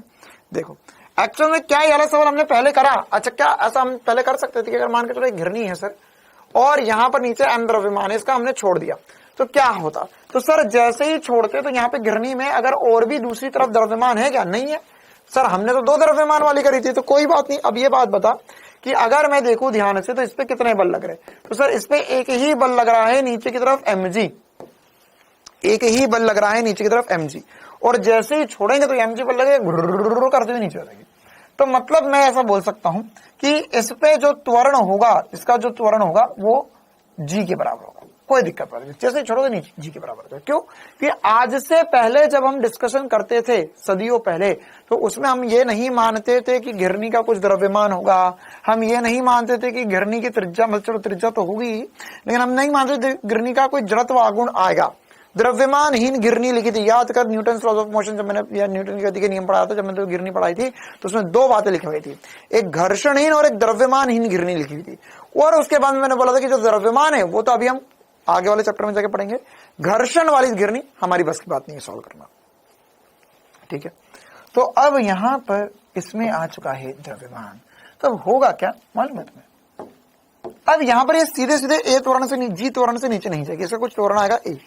क्यों? क्योंकि अब इसे भी घुमाना है, पहले उसे उसको घुमाना ही नहीं था, मुक्त रूप से गिर रही थी एक तरीके से, क्योंकि घिरनी का कोई द्रव्यमान नहीं था। अब घिरनी का द्रव्यमान होगा तो ये घूमना शुरू करेगी, और ये घूमेगी अल्फा से, ये घूमेगी अल्फा कोणीय त्वरण से, ये नीचे की तरफ जाएगा ए त्वरण से। अच्छा सर, तो अब दोनों को सिस्टम समझना पड़ेगा, और इसमें है तनाव टी ऊपर की तरफ, इसमें है तनाव टी नीचे की तरफ, तनाव टी है ऊपर, तनाव टी है नीचे। क्लियर है मामला? तो अब आपको फिर से इसके डायग्राम वायग्राम बनाने पड़ेंगे और कहानी रचनी पड़ेगी। तो m द्रव्यमान में क्या होगा? m द्रव्यमान में क्या होगा? तो सर m द्रव्यमान का अगर हमारे पास पिंड है तो इसमें नीचे की तरफ mg लग रहा है, ऊपर की तरफ तनाव t लग रहा है, और उसका त्वरण हो रहा है नीचे की तरफ a त्वरण। तो ये हो जाएगा mg माइनस टी बराबर होगा नेट बल के, नेट बल के mg ज्यादा है टी से, तो mg माइनस टी होगा। और हम यहां पर रख सकते हैं, ये हो जाएगा mg माइनस टी बराबर होगा ma के। ठीक है, पहली इक्वेशन द्रव्यमान के लिए बनी। इसी प्रकार से अगर ये घिरनी देखी जाए तो घिरनी के लिए भी हम बोल सकते हैं, बिल्कुल घिरनी के लिए भी बोल सकते हैं। घिरनी के लिए हम बोलेंगे कि हमारे पास यहां पे घिरनी लगी हुई है, और सर इस घिरनी में केवल एक ही बल लग रहा है। कौन सा? ये बल लग रहा है टी। तो ये से चला रहा है या घुमा रहा है? घिरनी को ये चला रहा है या घुमा रहा है? अच्छा, वैसे ना एक और बल यहाँ पर, ये जो घिरनी का सपोर्ट है, ये भी एक नॉर्मल रिएक्शन देगा ऊपर की तरफ, लेकिन उससे हमें मतलब नहीं है, क्योंकि वो बल कुछ भी कर रहा है, वो बस उसको पकड़ कर रखा हुआ है ताकि वो नीचे ना गिर जाए। तो ये एक्चुअल में टी क्या कर रहा है? टी इसे घुमा रहा है सर, घुमा रहा है। तो इस टी का आएगा त्वरण, और इस त्वरण को बोलते हैं कोणीय त्वरण, इस टी को बोलते हैं कोणीय त्वरण। तो इसका बनेगा कुछ ना कुछ टॉर्क, और टॉर्क का होगा कुछ ना कुछ कोणीय त्वरण। तो यहां पे टॉर्क जो बनेगा वो बनेगा आई अल्फा के बराबर। अच्छा सर, वेरी गुड। और साथ ही साथ यहां पे टॉर्क क्या है? टॉर्क है सर तनाव इंटू त्रिज्या, ये दूरी, ये होगा आई इंटू अल्फा। अच्छा ओके सर, अब अल्फा है, यहां त्वरण है ना। ये कमजोर दिल वालों के लिए सवाल नहीं है, पहली बात बोल रहा हूं, कमजोर दिल वालों के लिए नहीं है।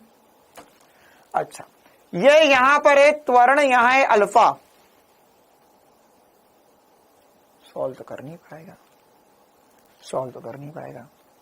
तो कैसे करेंगे हम इसे सॉल्व? कैसे करेंगे सर हम इसे सॉल्व?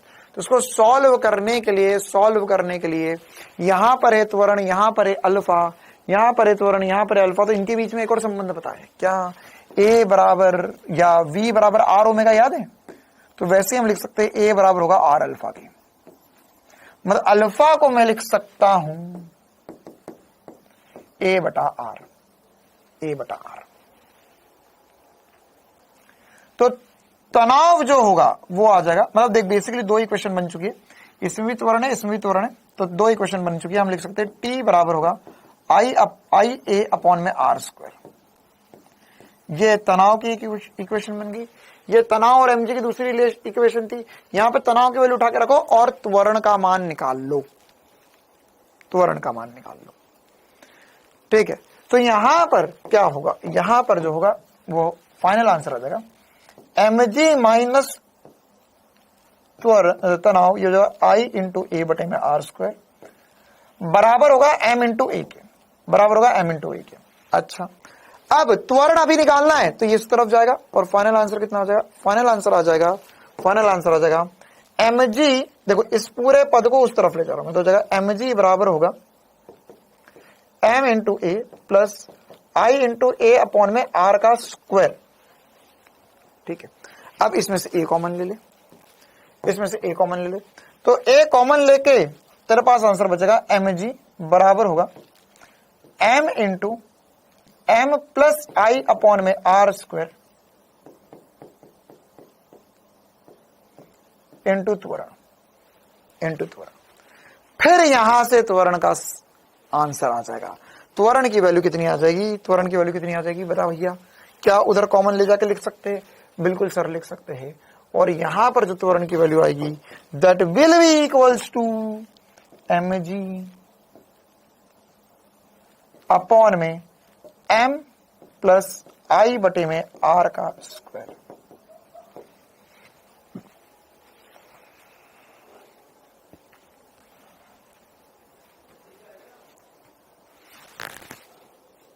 आंसर ये त्वरण आ गया, ये त्वरण आ गया। ठीक है, और ये आसान था कि अगले वाले में दोनों तरफ द्रव्यमान रहने वाले हैं।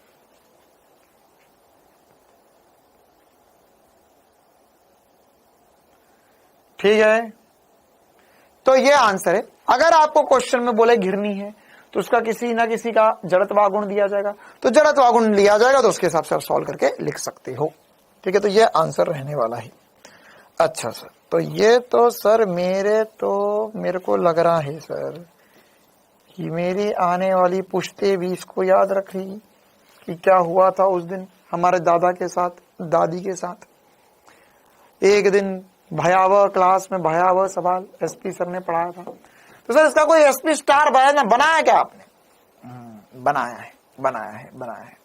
देखो क्या होगा, यहां पर ये जो आपने पूरा सॉल्व किया है, ये जो पूरा आपने सॉल्व किया है, इस पूरे सॉल्यूशन को और इसके आंसर को ध्यान से देखो अगर,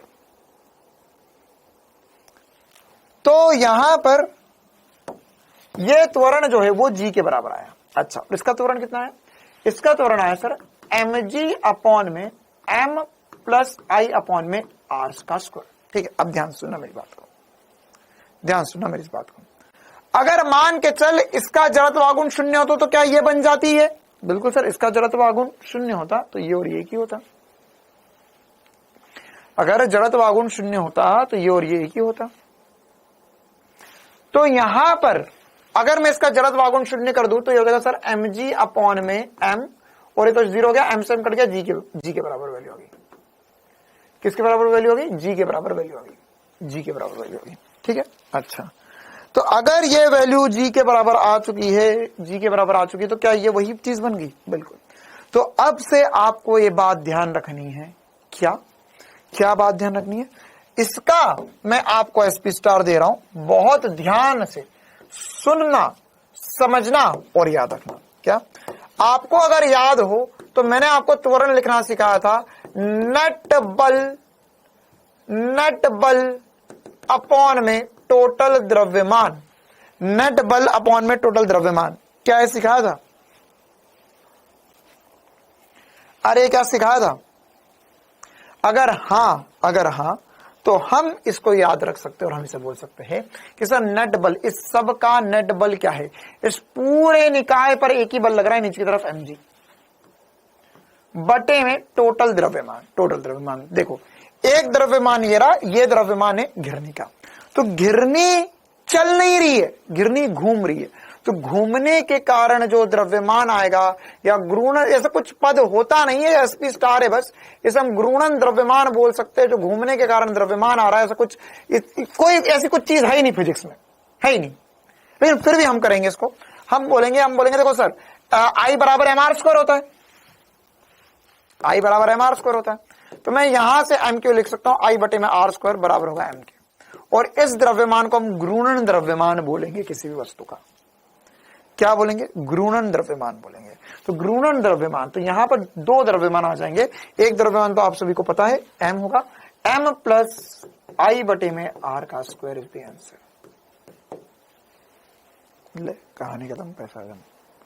अरे कहां लगे हो चक्कर में। दूसरा, दूर दूर तक कोई नहीं हमारी टक्कर में, बस इतना याद रख ले, नेट बल अपॉन में टोटल द्रव्यमान। तो यहां पर बस द्रव्यमान में याद रखना है कि इसका द्रव्यमान चकती का या घिरनी का द्रव्यमान आई बटे में आर स्क्वायर होगा। क्लियर है। और इसी का अगर तू चाहे तो मैं तो सॉल्यूशन करके बता दूंगा। यह है और बहुमुश्किल सवाल। सर आप बहुमुश्किल सवाल क्यों बोल रहे हो इसमें, क्योंकि देख अब सोच यहां पर क्या क्या हो रहा है। अगर तुम्हें दिखाई नहीं दे रहा हो तो एक बार मैं तुम्हें इसे दिखा देता हूं। यहां पे घिरनी लगी हुई है जिसका खुद का द्रव्यमान कैपिटल एम या जड़त्व आघूर्ण आई बोल देते हैं। इसके साथ में एक रस्सी नीचे की तरफ जा रही है,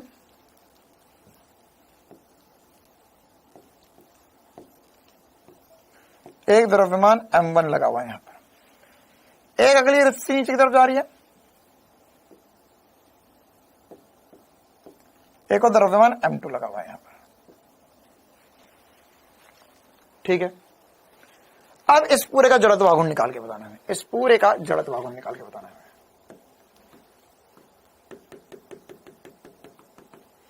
इस पूरे का जड़त्व आघूर्ण निकाल, सॉरी अरे बाबा, इस पूरे का त्वरण निकाल के बताना है, त्वरण।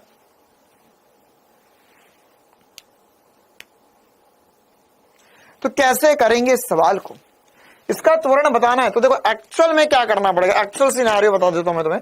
यहां पर आपको तनाव मानना पड़ेगा T1 और इधर तनाव मानना पड़ेगा T2। सबसे पहली बात तो दोनों तरफ तनाव भी अलग अलग होंगे। इसमें क्यों अलग अलग होंगे तनाव, क्योंकि सर बीच में द्रव्यमान आएगा, तो बीच में द्रव्यमान आएगा तो तनाव दोनों तरफ अलग अलग होंगे।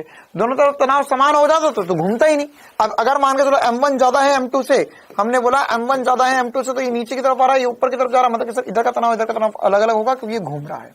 तो यहां पर ये घूमेगा अल्फा से, ठीक है। तो ये त्वरण ऊपर की तरफ जा रहा है। तो यहां पर हम क्या लिख सकते हैं, हम लिख सकते हैं पहली इक्वेशन M1 द्रव्यमान के लिए। तो M1 द्रव्यमान के लिखेंगे तो नीचे आएगा M1G, ऊपर की तरफ आएगा T1। तो ये इक्वेशन बनेगी M1G माइनस T1 बराबर होगा M1 इंटू ए के। दूसरी इक्वेशन M2 के लिए, M2 नीचे की तरफ लग रहा है M2G, ऊपर की तरफ है तनाव T2। तो जगह T2 माइनस M2G अपॉन में इंटू बराबर होगा M2 ए के, परिमाणी बल बराबर होगा द्रव्यमान इंटू त्वरण के। इसी प्रकार से घिरने के लिए इक्वेशन बनेगी घिरने T1 नीचे से लगा, T2 बल इधर लगा। अब क्या होगा देखो, अब क्या होगा, यहां पर सर ये ऐसा घूम रहा है, ये अल्फा से घूम रहा है, ठीक है। तो T1 और T2 में कौन बड़ा होगा, सर T1 बड़ा होगा क्योंकि इस तरफ घूम रहा है। तो यहां पर नेट टॉर्क लिखेंगे T1 into R minus T2 into R बराबर होगा आई अल्फा के, और अल्फा को फिर से लिखेंगे, देखो इसमें T1 माइनस T2, ये आर कॉमन ले लो और हो जाएगा ए बटे में आर। अल्फा को जैसे लिखा था आर नीचे चले जाएगा, T1 माइनस T2 बराबर होगा आई इंटू ए अपॉन में आर का स्क्वायर। यह है इक्वेशन नंबर 1, यह है इक्वेशन नंबर 2, यह है इक्वेशन नंबर 3। इन तीनों को जोड़ दो, T1 T2 कैंसिल आउट हो जाएगा, आंसर आ जाएगा आपका त्वरण का। और जो आंसर आएगा वो तो एसपी स्टार बोलता क्या, देखो सर दो बल लग रहे हैं, M1G नीचे M2G ऊपर, मतलब M2G नीचे M1G नीचे, लेकिन बड़ा बल M1G है। तो M1G माइनस M2G अपॉन में M1 plus M2 plus I बटे में R square is the answer for this easy question. हाँ पूरा एनएलएम है, बिल्कुल सही बात। पूरा नेले में।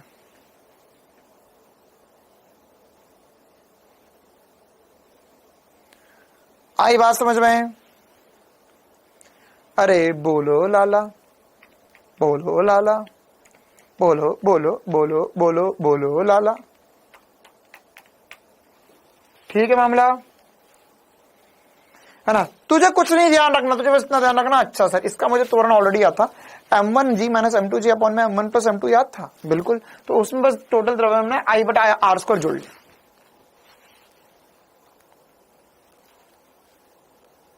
ठीक है, और हो सकता है कल को कि तुमसे वो घिरनी का कोणीय त्वरण पूछ ले, तो कोणीय त्वरण अल्फा बराबर क्या होता है, बी बराबर आर होगा, तो अल्फा बराबर ए बटा आर होता है। तो यहां पर इस वैल्यू को उठाकर रखोगे तो अल्फा आ जाएगा। हाँ, तो कुल मिलाकर जो याद रखना है आपको कि जो पुराने वाले क्वेश्चंस करते थे हम, उसी के जैसे क्वेश्चन होंगे बस। अच्छा देख, कल को ऐसे भी कर सकता है क्या, तो डराने के लिए कि यहां पर एक द्रव्यमान रख दिया, यहां पे एक घिरनी लगा दी, यहां पे एक द्रव्यमान लटका दिया और बोला इसका जड़त्व गुण आई है, सॉल्व कर। कुछ नहीं, जैसे ही पहले करता था वैसे का वैसा कर, बस नीचे टोटल द्रव्यमान में आई बटा आर स्क्वायर जोड़ देना। डायरेक्टली भी याद रख सकते हैं, नहीं बेटा डायरेक्टली ही याद रखना है, यह थोड़ी ना सॉल्व करके आ जाओगे तुम नीट के एग्जाम में कोई, है ना? और इसके नीट में एग्जाम में आने के चांसेस तो बहुत कम है, मतलब 2-4% चांसेस है।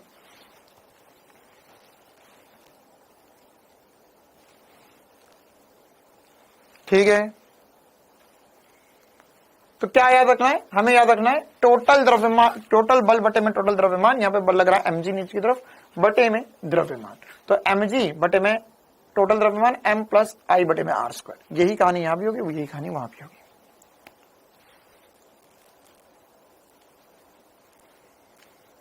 चलो, तो ऐसा कभी क्वेश्चन आया क्या? एक मिनट बता देते आपको, एक बार ऐसा क्वेश्चन आया तो था इसमें। ओहो हो,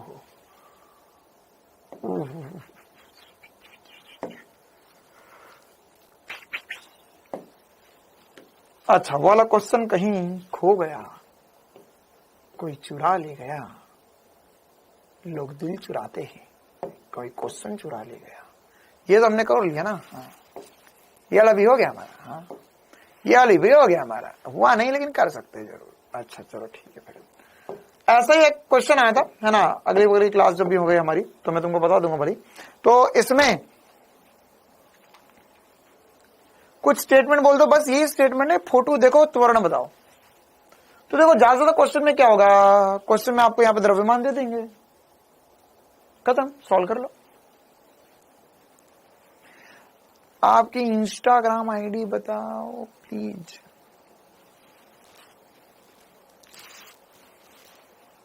हाँ, ऐसे क्वेश्चन जेईई मेंस वगैरह में जरूर आते हैं ना, एक मॉड्यूल में भी ऐसा क्वेश्चन हमारा, बिल्कुल सही बात।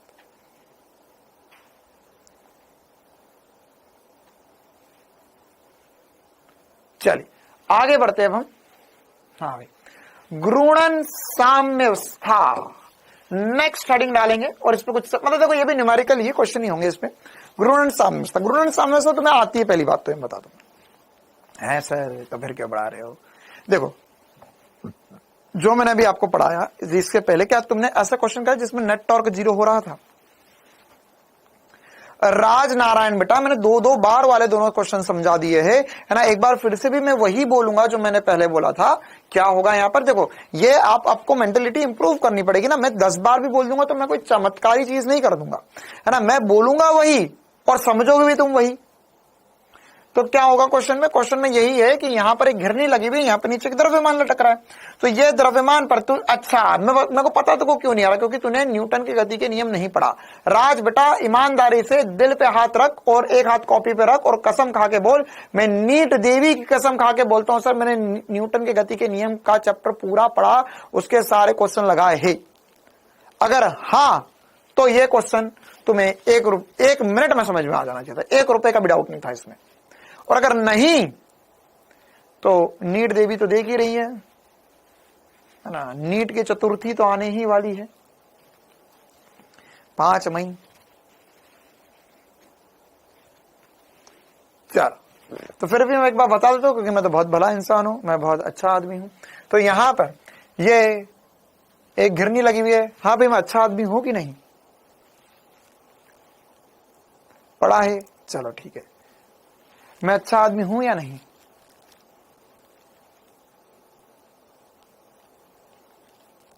चलो देखो, तो यहां पर हमारे पास एक घिरनी लगी हुई है, ये घिरनी में हमारे पास एक रस्सी लगी हुई है, नीचे एक द्रव्यमान है, तो बेटा ये द्रव्यमान नीचे जाएगा, घिरनी ऐसे घूमेगी, तो हमने बस फ्री बॉडी डायग्राम बना के सॉल्व किया, ये वाला द्रव्यमान को इधर बनाया, इसमें नीचे mg लग रहा है, ऊपर की तरफ तनाव लग रहा है, नेट बल होगा mg नीचे ऊपर तनाव, क्योंकि नीचे वाला ज्यादा ऊपर से तभी तो नीचे जा रहा है, तो mg माइनस तनाव बराबर होगा ma के। अच्छा, अभी ऐसा घूम रहा है, ये घिरनी घूम रही है, ये घिरनी घूम रही है, ये घिरनी घूम रही है, तो टॉर्क बराबर होता है आई अल्फा के, टॉर्क बराबर होता है आई अल्फा के।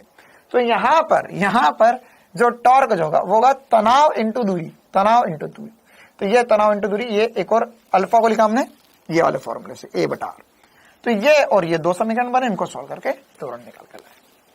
ठीक है, इसी प्रकार से ये वाला सवाल भी था, इसमें हर एक द्रव्यमान के लिए अलग अलग करा, इसके लिए mg, तो इसमें त्वरण नीचे की तरफ आएगा, इसका त्वरण ऊपर की तरफ होगा, क्योंकि ये नीचे जा रहा है, ये ऊपर जा रहा है, तो m1g माइनस T1 बराबर होगा m1a, m2 minus T2 minus m2g बराबर होगा m2a के, और इसको सॉल्व करके हम आंसर्स लेकर आ रहे हैं। ठीक है, चलो, हाँ भाई, घूर्णन साम्यावस्था, पुट दी हेडिंग घूर्णन साम्यावस्था। तो व्हाट ही सवाल से हियर व्हाट वी डू, देखो अब एक्चुअल में बात यह है कि अभी तक हम रेखीय साम्यावस्था करते थे जिसमें नेट बल 0 करते थे ना, घूर्णन साम्यावस्था में नेट टॉर्क 0 हो जाएगा, लेकिन हम उसका यूज करके कुछ ज्यादा निकाल नहीं पाए अभी तक। नहीं सर, आप झूठ बोल रहे हो, अभी हमने आपको नेट बल निकाल के बताया था, अभी थोड़ी देर पहले सवाल क्या था, F बराबर F1 प्लस F3 बराबर F1 प्लस F2 होगा। हाँ, बहुत ही बढ़िया, आप हो बहुत इंटेलिजेंट आदमी, लेकिन मेरे कहने का मतलब यह है कि आपने कुछ मजेदार सवाल नहीं करे, तो वो मजेदार सवाल करवाने आया हूं मैं। देखो मैं हूं कौन, देखो तो क्वेश्चन, जैसे हमें एक छोटे से सवाल से शुरुआत करते हैं, एक बहुत ही छोटे से सवाल से शुरुआत करते हैं। मान के चलो यार, यहां पर मेरे पास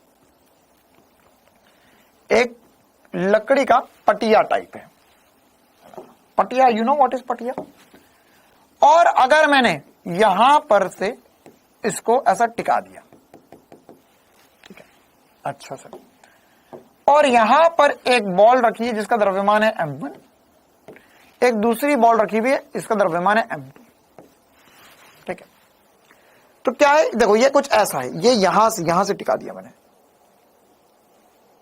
हाँ, पटला या पटला, पटिया, जो भी आप क्या बोलते हो, हमारा पटिया बोलते, तो ये इसको ऐसा टिका। अब सेंटर ऑफ मास से नहीं है, अगर सेंटर ऑफ मास से टिका दो तो फिर तो द्रव्यमान रखने की जरूरत ही नहीं पड़ती सर, मामला सही हो जाता।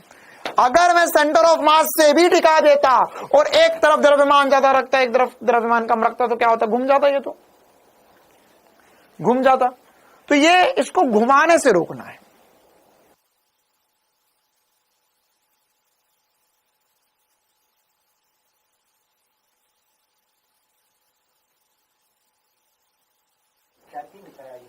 नहीं, हाँ, अरे ठीक है, तो अब यहां पर अगर हमने इसको ऐसा रखा हुआ है, तो एक तरफ द्रव्यमान ज्यादा, एक तरफ द्रव्यमान कम रख दो, तो लेकिन मेरे को ऐसी कुछ सेटिंग जमानी है, ऐसी कुछ सेटिंग जमानी कि घूमे भी ना और चले भी ना। तो यहां पर ये एक द्रव्यमान ऊपर की तरफ, ये नॉर्मल रिएक्शन लग रहा है, ये नॉर्मल रिएक्शन लग रहा है ऊपर की तरफ, नॉर्मल एक लगेगा, है ना, सवाल में लिख लो, ऐसा एक छोटा सा स्टेटमेंट टाइप बनाकर हम क्वेश्चन कर लेते हैं कि यहां पर ये दूरी है A, ये दूरी है B, अभी एकदम आसान ही बना रहा हूं मैं, है ना। तो तब M1 और M2 में क्या संबंध हो,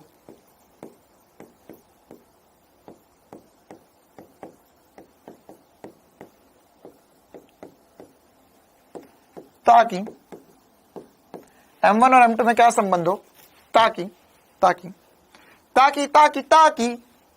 यह साम्यावस्था में रहे,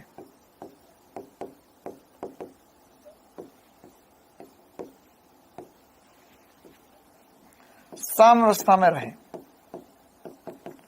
ठीक है, तो साम्यावस्था में रहे मतलब क्या होगा, ये ना तो चले ना तो घूमे, ना तो चले ना तो घूमे। तो सर मतलब क्या हुआ कि देखो ये यहां पर है, तो ये पहली बात तो क्या चलेगा नहीं सर, ये चलने से तो रहा। क्यों? क्योंकि देखो क्या हो रहा है, यहां पे कितने बल लग रहे। यहां पर अगर मैं बल खेलूं तो यहां पर सर बल लग रहा है एक नीचे की तरफ M1G, एक बढ़ रहा है नीचे की तरफ M2G। ठीक है, अच्छा, और एक बल लग रहा है यहां पर, ये जो जॉइंट है जहां पर, वहां पर एक नॉर्मल रिएक्शन ऊपर की तरफ आएगा, है ना। एग्जैक्टली ऐसा कैसा सवाल बन सकता है, कब कब बन सकता है एग्जैक्टली ऐसा कैसा सवाल? ऐसा कैसा सवाल बन सकता है जब हमें ऐसा कुछ बोला हो। देखो यहां पर ये दो रस्सियां है और बीच में एक द्रव्यमान, मतलब बीच में नहीं लटका, कहीं दूरी पे एक द्रव्यमान लटका दिया, तो यहां पर दो तनाव आएंगे, यहां पर एक नॉर्मल रिएक्शन आ रहा है। ठीक है, तो अब हमें पता करना है कि यहां पर M1 M2 में क्या संबंध हो। तो अगर मैं इसको सॉल्व करने जाऊंगा तो मुझे पता है सर अगर इस साम्य अवस्था में रहेगा तो यहां पर मैं लिख सकता हूं सबसे पहली बात कि सर नॉर्मल बराबर होगा M1 प्लस M2 जी, या M2G प्लस M1G। नॉर्मल ऊपर, नीचे M1G, नीचे की तरफ M2G, ये नॉर्मल होगा। कितने आदमी थे गालिया, कितने आदमी थे गाली? ठाकुर दो आदमी थे, आदमी दो बंदूक एक, गोली भी एक, सरासर नाइंसाफी है। इस इक्वेशन को सॉल्व करना है, M1 और M2 में संबंध निकालना है, तो यहां पर M1 और M2G, अच्छा सर तो यहां पर नॉर्मल रिएक्शन भी नहीं पता, M1 M2 भी उनके बीच में संबंध निकालना है, तो सर कैसे करें यहां पर, कैसे करें यहां पर, कैसे होगा? तो भाई साहब इसको कैसे सॉल्व कर पाएंगे? कालिए कितने आदमी थे? दो आदमी सर। तो इसका हल तो संभव नहीं है, मतलब जो आज तक पढ़ा है हमने, ऐसे तो कभी संबंध पॉसिबल ही नहीं है इसका। अरे नहीं है ना, नहीं है सर। तो अब हम इसमें सीखेंगे घूर्णन साम्यावस्था लिखना भी, कोई रॉकेट साइंस वाली बात नहीं है। घूर्णन साम्यावस्था में देखो ये कैसे लिखा तुमने, एक बात बताओ जरा। इसमें ऐसा करा था सर कि हमारे पास नीचे की तरफ M1G लग रहा है, एक और बल नीचे की तरफ M1G लग रहा है, और ऊपर की M1G और एक नीचे की तरफ M2G लग रहा है, ऊपर की तरफ नॉर्मल रिएक्शन लग रहा है। मतलब इसमें फ्री बॉडी डायग्राम में क्या करते थे कि वस्तु पर पूरे पूरे द्रव्य, पूरे बल जो है वो एक ही पॉइंट से गुजार देते थे। लेकिन अब क्या करेंगे, अभी क्या करेंगे, अब यहां पर हमारे पास ये जो रॉड है, इस रॉड को हम फिर से बनाएंगे, इस रॉड को हम फिर से बनाएंगे। अब पूरी रॉड बनानी पड़ेगी। क्यों क्यों पूरी रॉड बनानी पड़ेगी? क्योंकि बलागुण में दूरी और बल दोनों इंपॉर्टेंट है। तो यहां पर अब देखो क्या हो रहा है, एक बल नीचे की तरफ लग रहा है M1G, दूसरा बल लग रहा है नीचे की तरफ M2G, ठीक है, और एक बल लग रहा है ऊपर की तरफ नॉर्मल रिएक्शन, और ये वाली दूरी है A, ये वाली दूरी है B, ठीक है। क्या ये घूम रहा है? नहीं। आपने बोला सर साम्यावस्था में रखना है, साम्यावस्था में रखना है मतलब ये घूमना नहीं मांगता अपन को।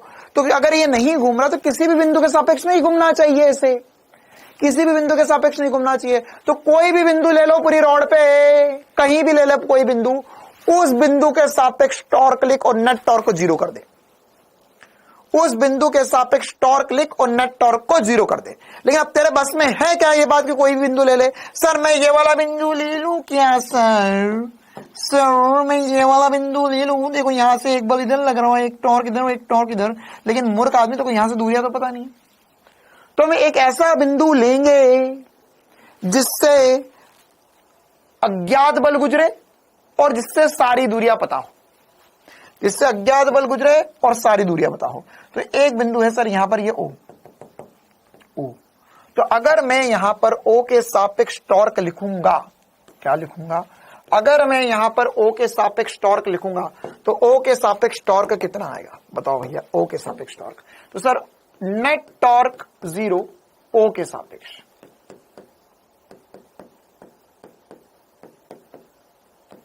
O के सापेक्ष। अब ये O के सापेक्ष ही क्यों बोल रहे हो सर आप? O के सापेक्ष ही क्यों बोल रहे हो? क्योंकि एक बल इधर लग रहा है, एक बल इधर लग रहा है, एक बल इधर लग रहा है, तो तू चाहे तो यहां पर ले ले, इस बिंदु के सापेक्ष लिख ले, तू चाहे तो इसके सापेक्ष ले ले। लेकिन देखो चक्कर क्या, नॉर्मल नहीं पता, तो अगर मैं O के सापेक्ष लूंगा ना तो टॉर्क नॉर्मल का 0 हो जाएगा।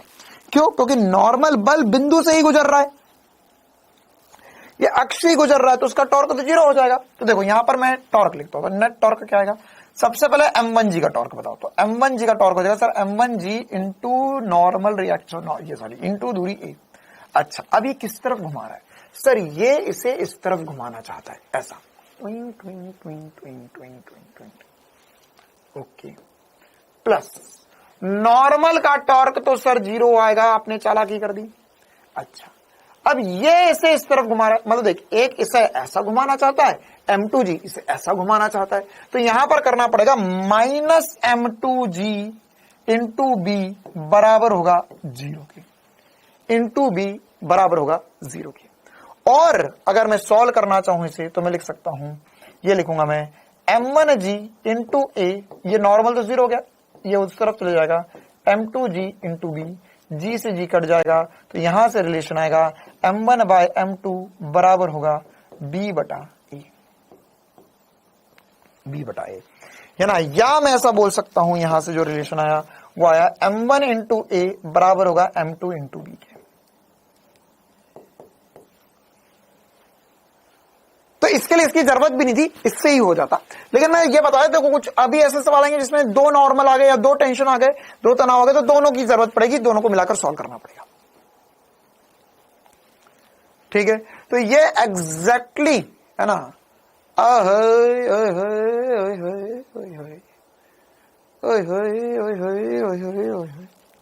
एक मिनट रुक जा,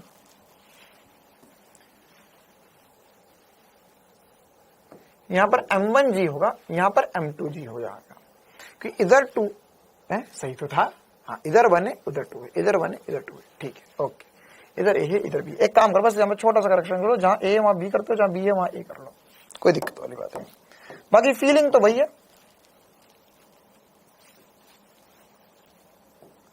देखो यहां पर एक्चुअली m2 था हमारा और इधर m1 द्रव्यमान था, मैंने गलती से इधर m1 रख दिया था, तो कोई दिक्कत वाली बात नहीं है। आंसर वही रहेगा m1g into B plus normal into 0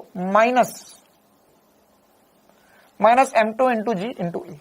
तो इसको फिर से सॉल्व कर देता हूं मैं, ये हो जाएगा m1g इंटू बी बराबर होगा m2g इंटू ई, तो g से g कट गया, और यहां पर जो फाइनल आया वो आया m1b बराबर होगा m2a के, m1b बराबर होगा m2a के, या मैं से लिख सकता हूं m1 बाय m2 बराबर होगा a बाय b। ठीक है, अच्छा, अब इस सब से हम क्या सीखे, इस सब से हम क्या क्या सीखे, इस सब से हम क्या क्या सीखे? इससे हम सबसे पहली बात तो क्वेश्चन सॉल्व करना सीखे। अच्छा, उसके अलावा क्या सीखे सर हम यहाँ पे? उसके अलावा अगर हम ध्यान से देखें तो देखो क्या हो रहा है, यहां पर आया m1 इंटू बी, मतलब ये वाला द्रव्यमान और इसकी दूरी, ये वाला द्रव्यमान इंटू इसकी दूरी, नियत है। मतलब क्या हुआ? मतलब ये हुआ कि अगर मान के चलो, ध्यान समझना, एक बहुत मजेदार तुम्हें चालाकी सिखाने वाला हूं आज मैं, बहुत भयंकर चालाकी सिखाऊंगा मैं आज तुम्हें। अच्छा, पहले तो बताइए कितनों को समझ में आ गया? पहले क्या किया, m1g प्लस m2g बराबर होगा नॉर्मल रिएक्शन के, फिर मैंने यहां पर अलग से वाला बनाया क्योंकि हमको नॉर्मल भी नहीं पता, m1 m2 भी नहीं पता, कुछ भी नहीं पता हमें, तो हमने इसको फिर से सॉल्व करने की सोची। हमने इसमें रॉड बनाई, रॉड में ऊपर की तरफ नॉर्मल लगेगा, नीचे की तरफ m2g, नीचे की तरफ m1g, और नेट टॉर्क 0 का, तो कोई भी बिंदु ले सकते हैं, ये वाला बिंदु ले लिया मैंने। यही वाला बिंदु क्यों लिया मैंने?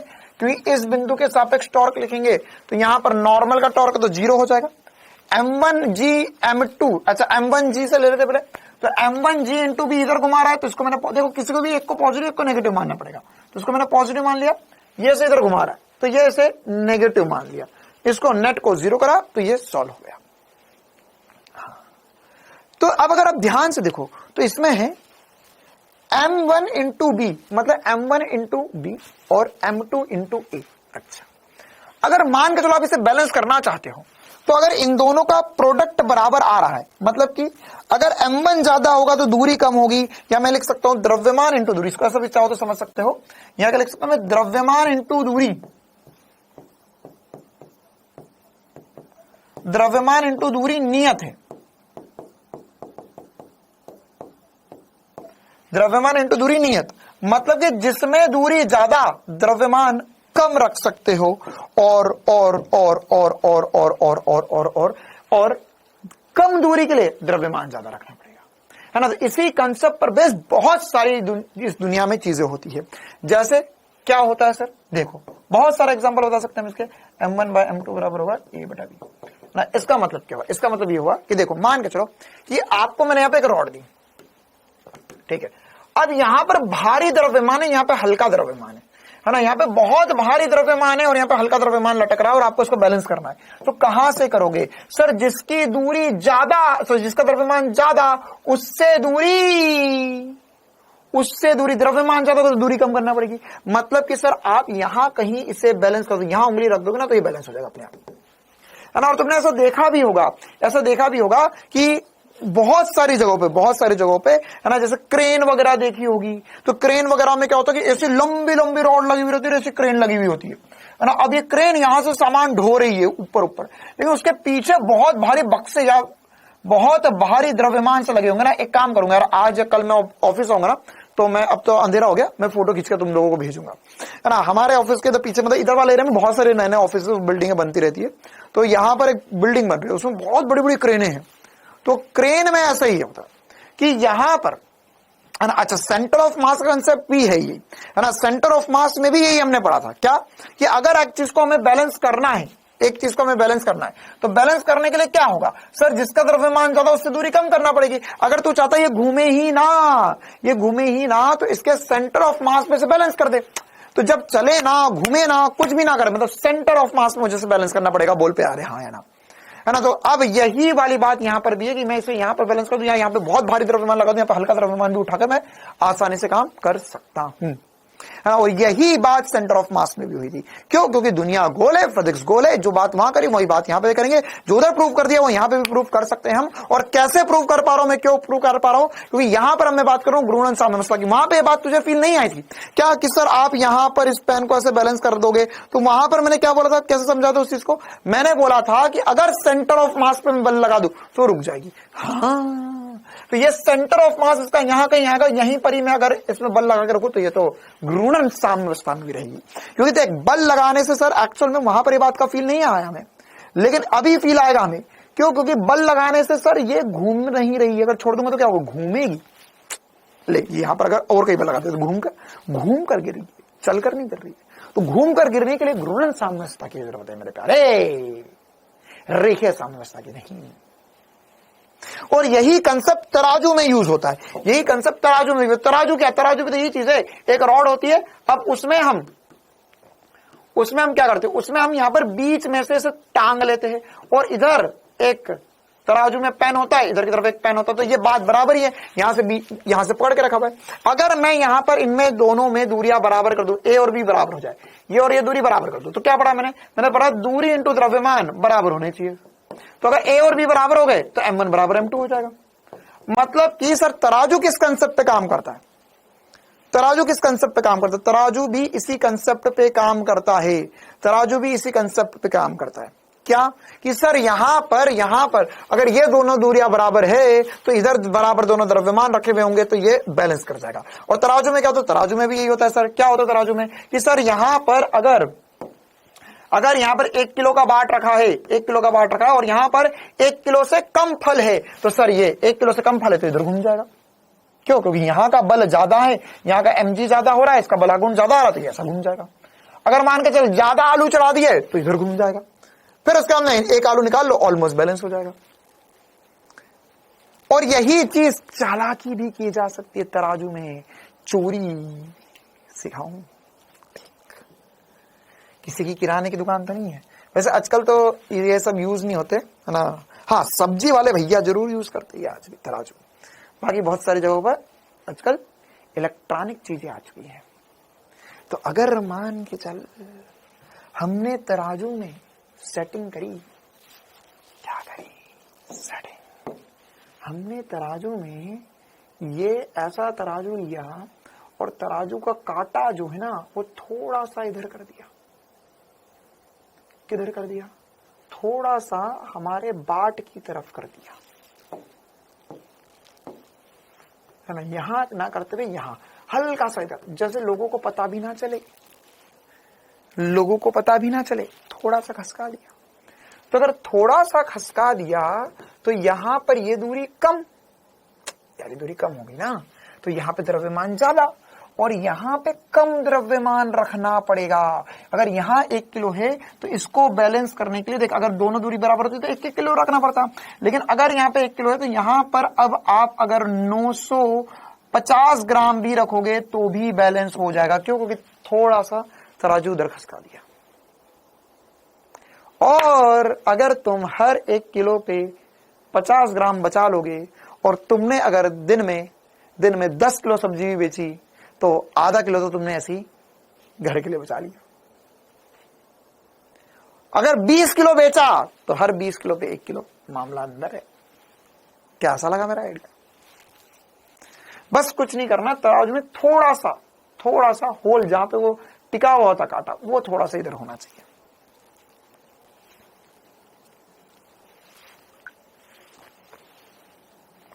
है ना। और बस ये ध्यान रखना कि मुझे पता है तुम हो बहुत तेज, तुम हो चीते, है ना, तुमने भी ऐसा तराजू बना लिया तो उल्टा मत कराना कहीं, क्या कि सर हमने फिजिक्स सीखी, सर हमने एक तराजू बनाया, है ना, और ध्यान रखना इसी तरफ बाट रखना, इस तरफ बाट रख के इधर सब्जी मत रख देना, वरना तू रखेगा 1 किलो का बाट और सब्जी दिया जाए 1 किलो से ज्यादा।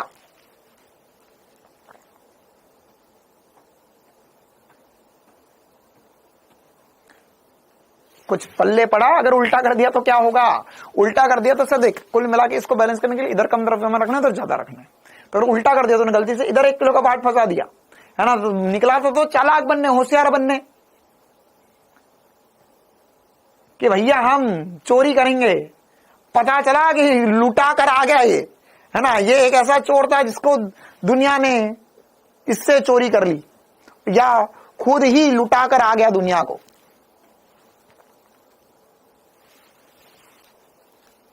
ठीक है, तो ध्यान रखना इस तरफ 1 किलो, इस तरफ 950 ग्राम।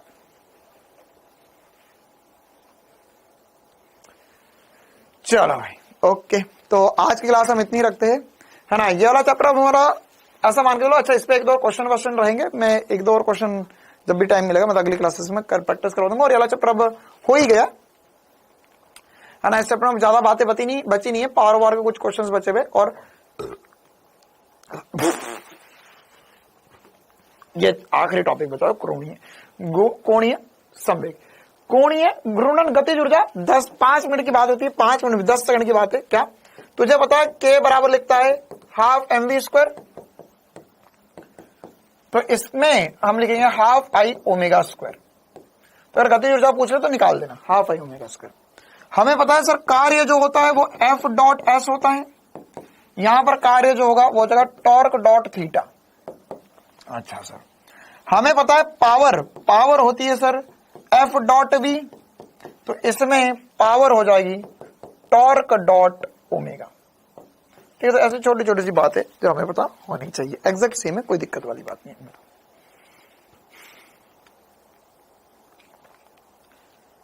ठीक है, चलिए ओके, तो जितना पढ़ा है एक बार रिवाइज कर लेना। हम मिलेंगे अगली क्लास में। Thank you, tata bye bye.